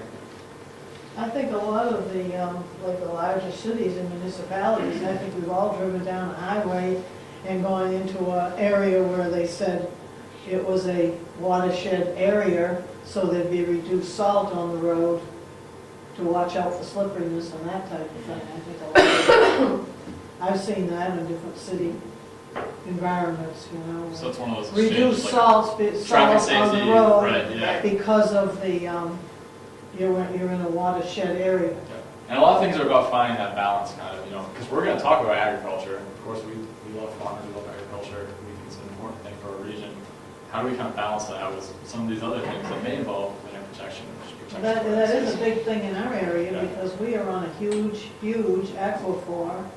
In fact, the town of Wakefield gets the majority of their water from Brookfield. All of their wells are in Brookfield. Yeah, it's just yet another thing we're kind of struggling with, finding that balance. Because you're right, something needs to be, I wouldn't want to say given up necessarily, but something needs to be done to make this change happen. But we're just really presenting a list of, what's that? We're really just presenting this list of resources. Communities, do what you will with it. We'll come out and present what's actually in there, but we're not going to tell you what you have to do. It's up to you. But we should have something in it that has value to it. And that's what we're here for today, is to understand what has value or may not have value. Okay, so we're going to move on. This question is really asking, I think there's a 1, 2, and 3 for this as well, a lot of the other questions. Which of the following should be encouraged / supported in your town? This is your number 1 choice. Option A is promoting tourism, and I know Ed wanted me to specifically point out for this one, think kind of seasonal recreation as well, so snowmobiling and things like that. Maybe some of those things you might not immediately think of. What do those do for kind of the tourism industry in your community? I know we have some snowmobiling trails in Brookfield here. B, protecting historic buildings and neighborhoods. C, attracting more stores and shops. D, attracting more non-polluting light industry. So maybe something that doesn't refer specifically to Brookfield, but an interesting one nonetheless. E, expanding or promoting current businesses. F, promoting local agriculture. G, sponsoring special cultural or recreational events. H, increasing access to ponds, lakes, and rivers. I, increasing access to forests and trails. And J, promoting safe places to walk or bike.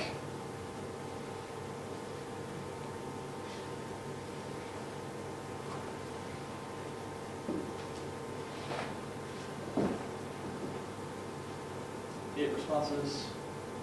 Perhaps we should move forward. Okay. So F, promoting local agriculture. After our last conversation, not surprised there. So C, D, and E, attracting more stores, attracting more non-polluting light industry, and it's expanding or promoting current businesses. 1 vote there each. And then increasing access to ponds, lakes, and rivers, so that recreation side, and then promoting safe places to walk or bike. Okay. This is your number 2 choice for this question. Is it 3 times? Yes, it is 3 times.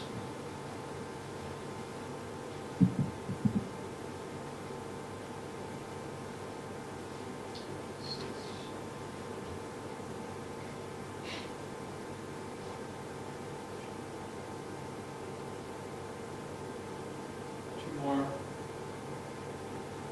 more.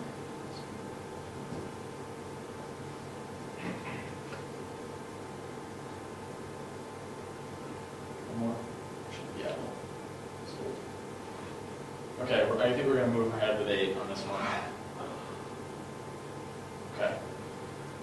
So a lot here for promoting agricultural, local agriculture, again, attracting more non-polluting light industry, expanding and promoting urban business, and increasing access to ponds, lakes, and rivers. Same answers as the last one. Number 3 choice, last one.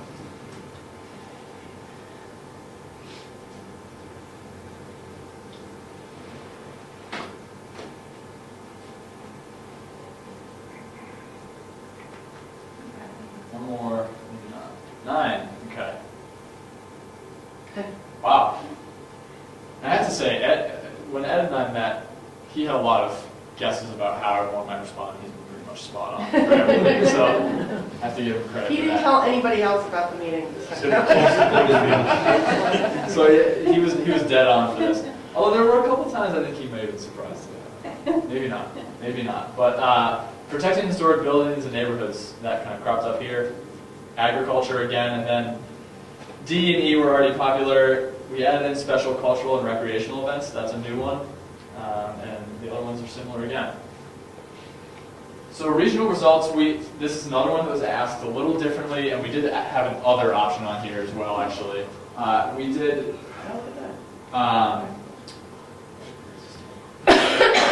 yes, this is okay. And we did ask, for this question, we asked people to say, you know, is it important to you? So obviously above 50% means that more than 50% responded it was important. That's all we asked. So growing the local ag, no surprise there, regionally, huge. 90% of our regional respondents said that it was important. So we're, believe it or not, right on track with everyone else in the region, which is great because it makes our work really easy. We know what to talk about in the plan. Coming in second there at 85, 83, somewhere in there. Protecting historic buildings and neighborhoods and promoting safe places to walk and bike. Expanding and promoting, I mean, if you look at the results that we just gave, they are right on par with this right here, which is really amazing. And sometimes you see those, you know, those correlations, and sometimes you don't, but this one is dead on. So this is an interesting one we kind of reworked, and this is, should your town allow the use of alternative energy generation and distribution by homeowners? And the options are yes.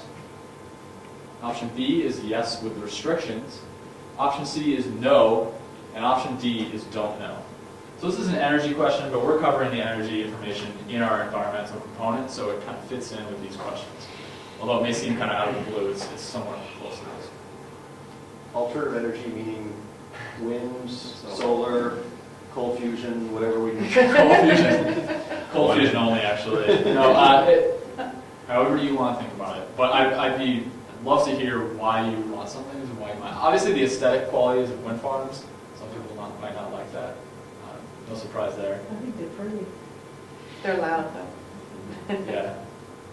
It can be actually kind of neat when Put you're it up on the on highway the and crop up out of Yeah, nowhere. well, Stone Road's a good place. Yeah, thanks. So we have 8 responses. Okay, 9. So yes with restrictions, and that's no surprise. And then some said yes and no restrictions. So no one saying no or I don't know. And we didn't actually ask this question on a statewide level. We did ask a question very similar though, and that was, the question was actually specifically, you see wind farms cropping up a lot around the state.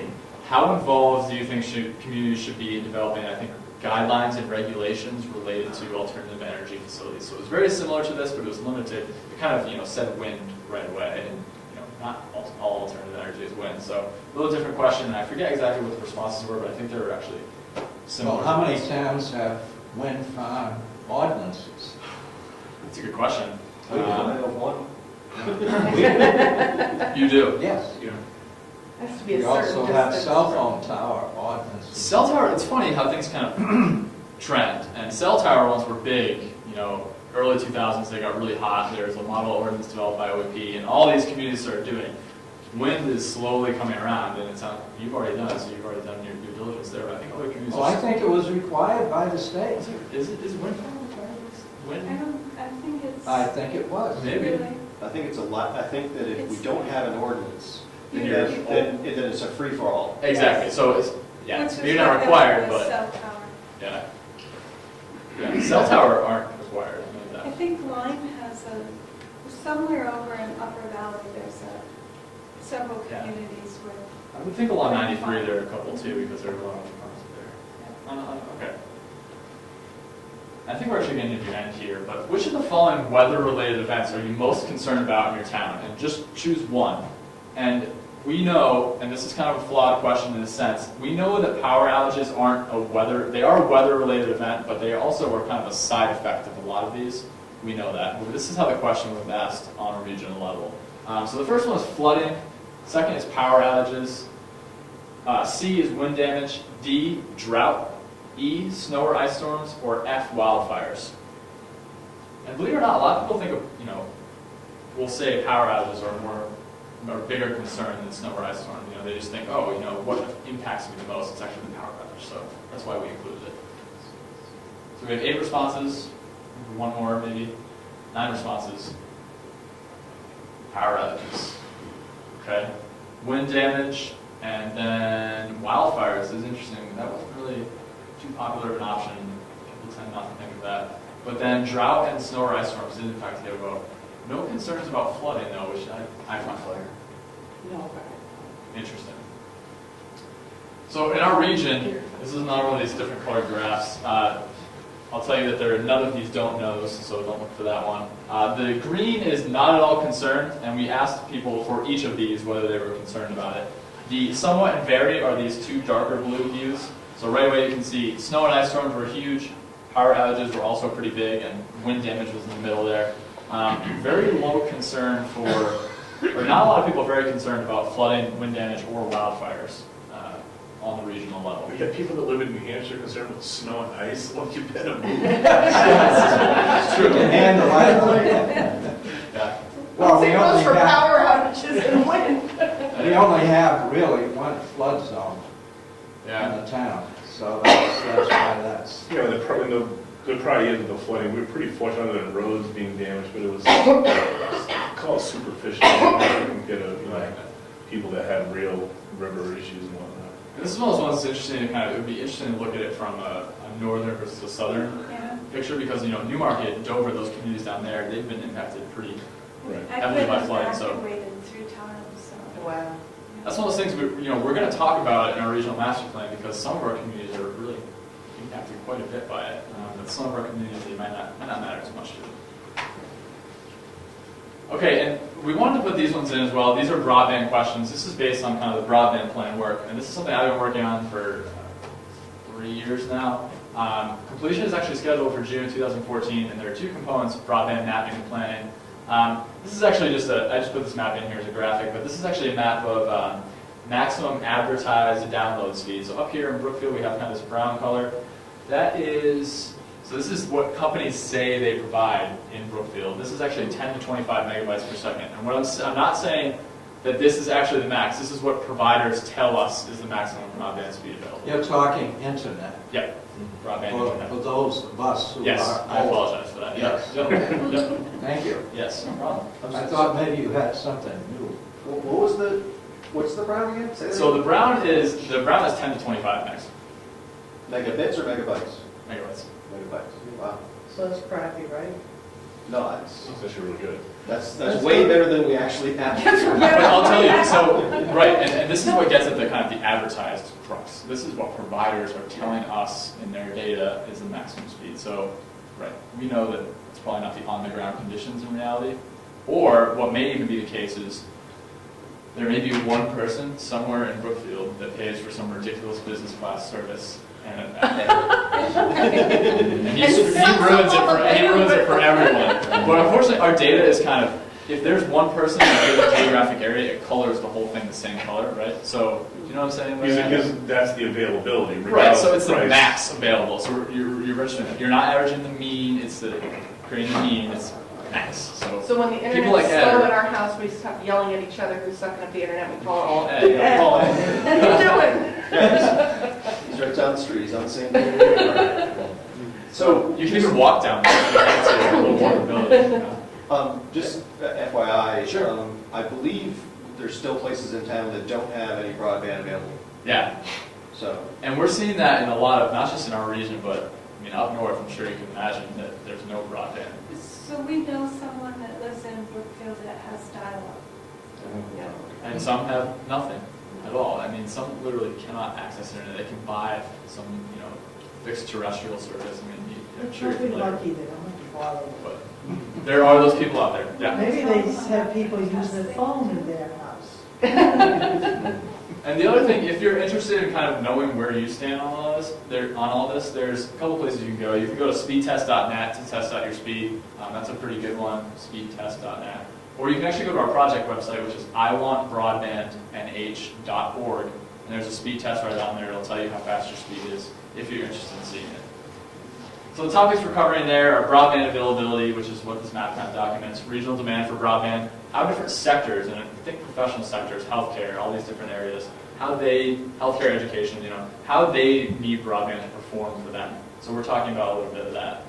Barriers to broadband implementation and improvement, opportunities for innovation and improvement, and this is kind of based on those professional sectors as well. And then maybe discussing some implementation projects like creating downtown Wi-Fi networks and things like that. Or going out to communities and just presenting the findings of that broadband plan. That's what we're working on right now.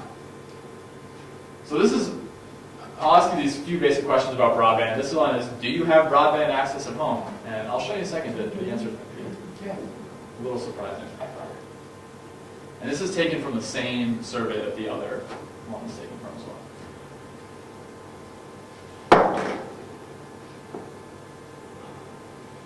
6 responses. 7. Geez, hold on.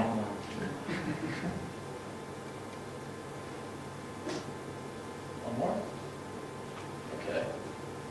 All yes. Wonderful. Nothing to worry about, right? Well, that's how we found out about the meeting. What's that? Because we're online. That's right. Yeah, that's right. That's right. That's right. So in the region, surprisingly, Obviously, not many people around. Yeah, were they? 88% of respondents have broadband access. 12% don't, which I was actually surprised at how high that number is. I don't know, that's interesting to me. So 12% of respondents didn't have broadband access. Which of the following is the most important reason why you don't have internet access at home? And the question might sound like a softball or something like that, but the answers might be surprising. It isn't available where I live is A. B, I have access in another place, such as my job. It is too expensive. I don't know how to use it. I don't need it. I don't have an adequate computer. Some other reason, or I don't know. And one thing specifically, right? No. Why are you bothering Yeah. about We all have So, I was Skip to was the next wondering, one. right. So I was wondering if anyone would say no. So this question doesn't really apply, but we can see on a regional level, it is not available where I live. Doesn't tend to be a barrier to actually getting service. I'm surprised. So geography, yeah, I was a little surprised myself.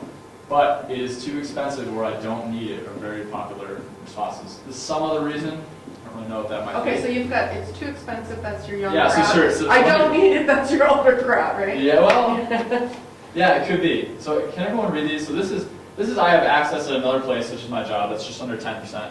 It's too expensive, it's just over 30.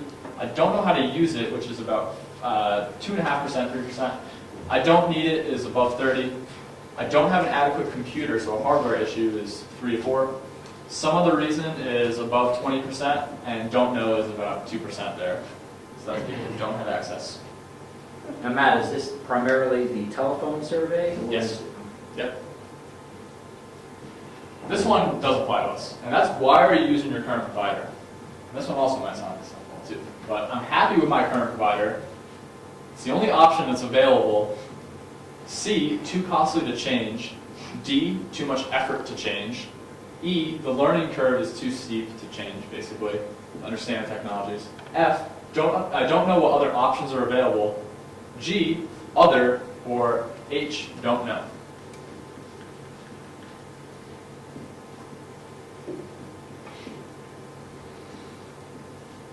Okay, ooh, that was a big.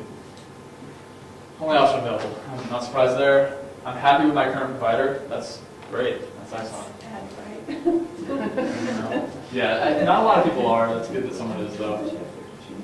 Too much effort to change. Two responses for that. Is that you do? That's interesting. Okay. On a regional level, only option available. No surprise. A lot of people feel like that. But I was surprised to see 20% of people are happy with their current provider. And that may be because they just don't know that there are better options out there. I I don't know what that might be, I have no idea. A lot of people saying other, I'm not sure why that might be either. Too costly to change, too much effort to change, 2%, and then 7% say, I don't really know why I'm with my current provider, so. who knows? This is a really interesting one. This is a really interesting one. Do you favor or oppose using municipal funds to provide the following broadband infrastructure, or to provide broadband infrastructure to existing development and future development or potential development? If you do favor that, so using municipal funds, would you be willing to pay higher taxes or fees or taxes to pay for it? This is a good question. So A is, yes, I favor using municipal funds and I support paying higher taxes. B, I favor it, but I oppose paying higher taxes. C, I oppose it. Or D, I don't know. Who knows? Get some of the free federal money, I'll take care of it. Free. Why am I not surprised? Okay. I don't even think we need to It's talk about this Brookfield. one. Okay. Move on to the next one. Yeah. Yeah. Well, it's not just Brookfield. Oh, no, definitely not. Definitely not. 22% want higher taxes? Yeah, right? Because they don't pay it. I won't interpret this one at all, but They're the people They're the that people don't who don't pay it. don't pay. Or they don't realize they're They paying. favor higher taxes for us. Yeah. Exactly. okay. How much more, if any, would you be willing to pay for faster internet speeds? Nothing? 25% more per month? 50% more per month? Or don't know? And this is assuming that you would, you'd have some increase in service or speed. Better service, more resilient service, something to that effect. These are uncomfortable chairs. You want to come sit here? This is pretty No, comfy. I'm all right. I just like to complain. He said. All right, 9 responses. Everybody's feeling the same. Nothing. Some people saying, so 2 people said 25% more per month. Okay. There you go. Track region. Some people saying 25% more. I'm guessing these are some people that maybe are telecommuting and really just can't get faster service and they need it for work or something like that, and they'd be willing to pay for it. Not sure. Don't broadcast these results outside of New Hampshire. Everybody will want to come up here and live. We have everything. They already do. All right, so these are the last 3 questions. And this is really, how would you like to see public money invested? I know that's a big, kind of question and priority for people here and in a lot of communities in our region. It should be for everyone. The first question I'm going to ask is, this is federal dollars, so we pay federal taxes, that's obvious. Which of the following do you think should be the top priority for investment of public dollars? And or federal dollars, rather. You only get one choice for this, so there isn't a 1, 2, and 3. The first option is safe and affordable housing. The second option is B, transportation systems, so that's your infrastructure, road infrastructure. C, energy efficiency. D, environmental protection or natural resource protection. E, economic development. F, infrastructure development, think sewer, water, electricity, broadband. G, preparedness for weather and other emergencies. H, education. I, something else. Or J, all these. So this is investment. You mean use of all our federal dollars? Which means spending. It's not investment. Yeah. I know Yeah, that's. right. that's where that's confusing. That's- We can use. It's spending, right? That's what you. Yes. But it's money that is now It is investment. ours in the state, let's say, is federal money now here. If we had a chunk of money, where would we want it to go? Yeah, where would you like to invest it? I mean, think of it that way. You're right. It's going to be spent, but you're investing. I'd like to invest in my checking. Yeah, That would be I. Could It be would be I. something We else. prefer to keep it ourselves. So we have 7 responses. And these categories are going to stay the same for the next question. Just to keep that in mind. I'll read through them one more time, though. So we have 8 responses.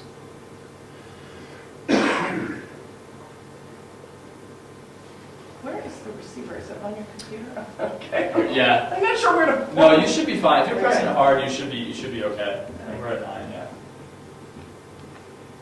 Something else. Anyone want to venture a response there? for Paying something else? down the debt. Paying down the debt, okay. Checking account, we already heard. Anyone else? All right. So some saying transportation systems, so that's kind of that road maintenance priority I think we saw earlier. J, all of these, 2 responses there, or someone saying economic development is important. Now the next question is going to be state funding, so state dollars. Same options. Affordable housing, is safe and affordable housing, letter A. Transportation systems, B. C, energy efficiency. D, environmental protection. E, economic development. F, infrastructure development. G, preparedness. H, education. I, something else, or J, And what does transportation systems mean? think road infrastructure. Could be intelligent transportation systems as well. It includes the trails that Dick's already did. Yeah. It includes bike shoulders and sidewalks and the transit and the buses and the Okay. park and rides, it's all of that. Okay. Okay, 9 responses. And else again. And then more for transportation systems and economic development, and 2 for all these. Okay. Last, local dollars. What do you respond to?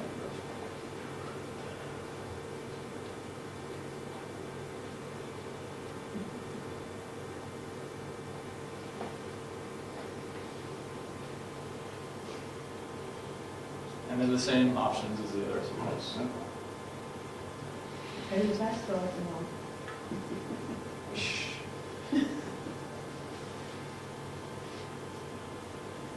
One more? Okay. Something else again. Transportation systems, and then a new one is weather preparedness and preparedness for other emergencies. Okay. Now, we did ask this question in our survey, but we said public dollars. We didn't go federal, state, local, but we thought that was a good thing to do in here, just to see kind of where the different priorities lie. So for public investment priorities, and on this one we asked people to rank as well, so let's see if I can explain this well.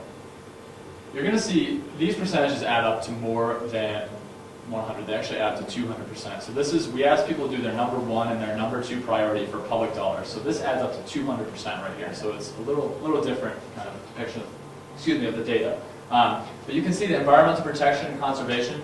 That's right up there.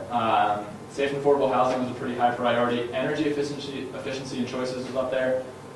Not a lot of people saying none. So we're a little different here in Brookfield. Economic development and preparedness for weather that were kind of popular though.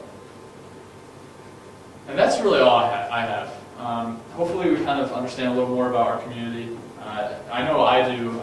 We kind of joked about what responses we would get today, but it's good to see that those actually came in the way we kind of predicted, and now we have a better idea of where Brookfield stands on a lot of these issues. We kind of go in and prepare to write about a lot of these things and try to think about how our different communities are looking at them. So, Will the results of this come back here? they can come back here, absolutely. So this tool that I'm using, this kind of software, allows me to export a report basically that I could easily send back to you all. Or can you post it somewhere that we can see it? Do you do that? If you're comfortable with me posting it, if you'd rather it stay kind of internal or... You did ask at the end of the last question, Yep. what the choices for I would be on that question. Something else. Yeah, I mean, what would something else be? Oh, I have lots of ideas. I'd like to hear it. Okay. No, we don't. One or two. I'm just kidding. I'm just Let kidding. me put it this way. Yeah. Let me put it to you this way. Sure. You know what the big dig is, right? Thanks, Rob. The big dig, funded by federal and state dollars. Yes. And The infamous it seems that everything else that the federal government is doing is rife with corruption and payoffs. Okay. In Japan, they built a 35-mile tunnel from one island to the next. Yeah. 35 miles, and it costs less than half of what the big dig costs. Because they don't allow corruption over there. You have to commit seppuku if you get caught.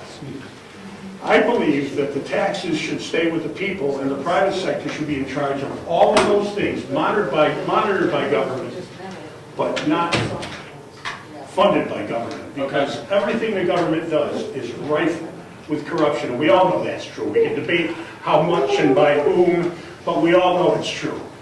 Every one of us in this room knows that that's true. And the more money we hand them, the more money We they got it on camera. squander. Anyway, that's my statement. Okay. Oh, yeah, I'm sorry about that. Yeah, no problem. Thank you, everyone. We need to schedule a meeting. Thank you, everyone. Appreciate it. Thank you. Appreciate your input. I think, my suggestion was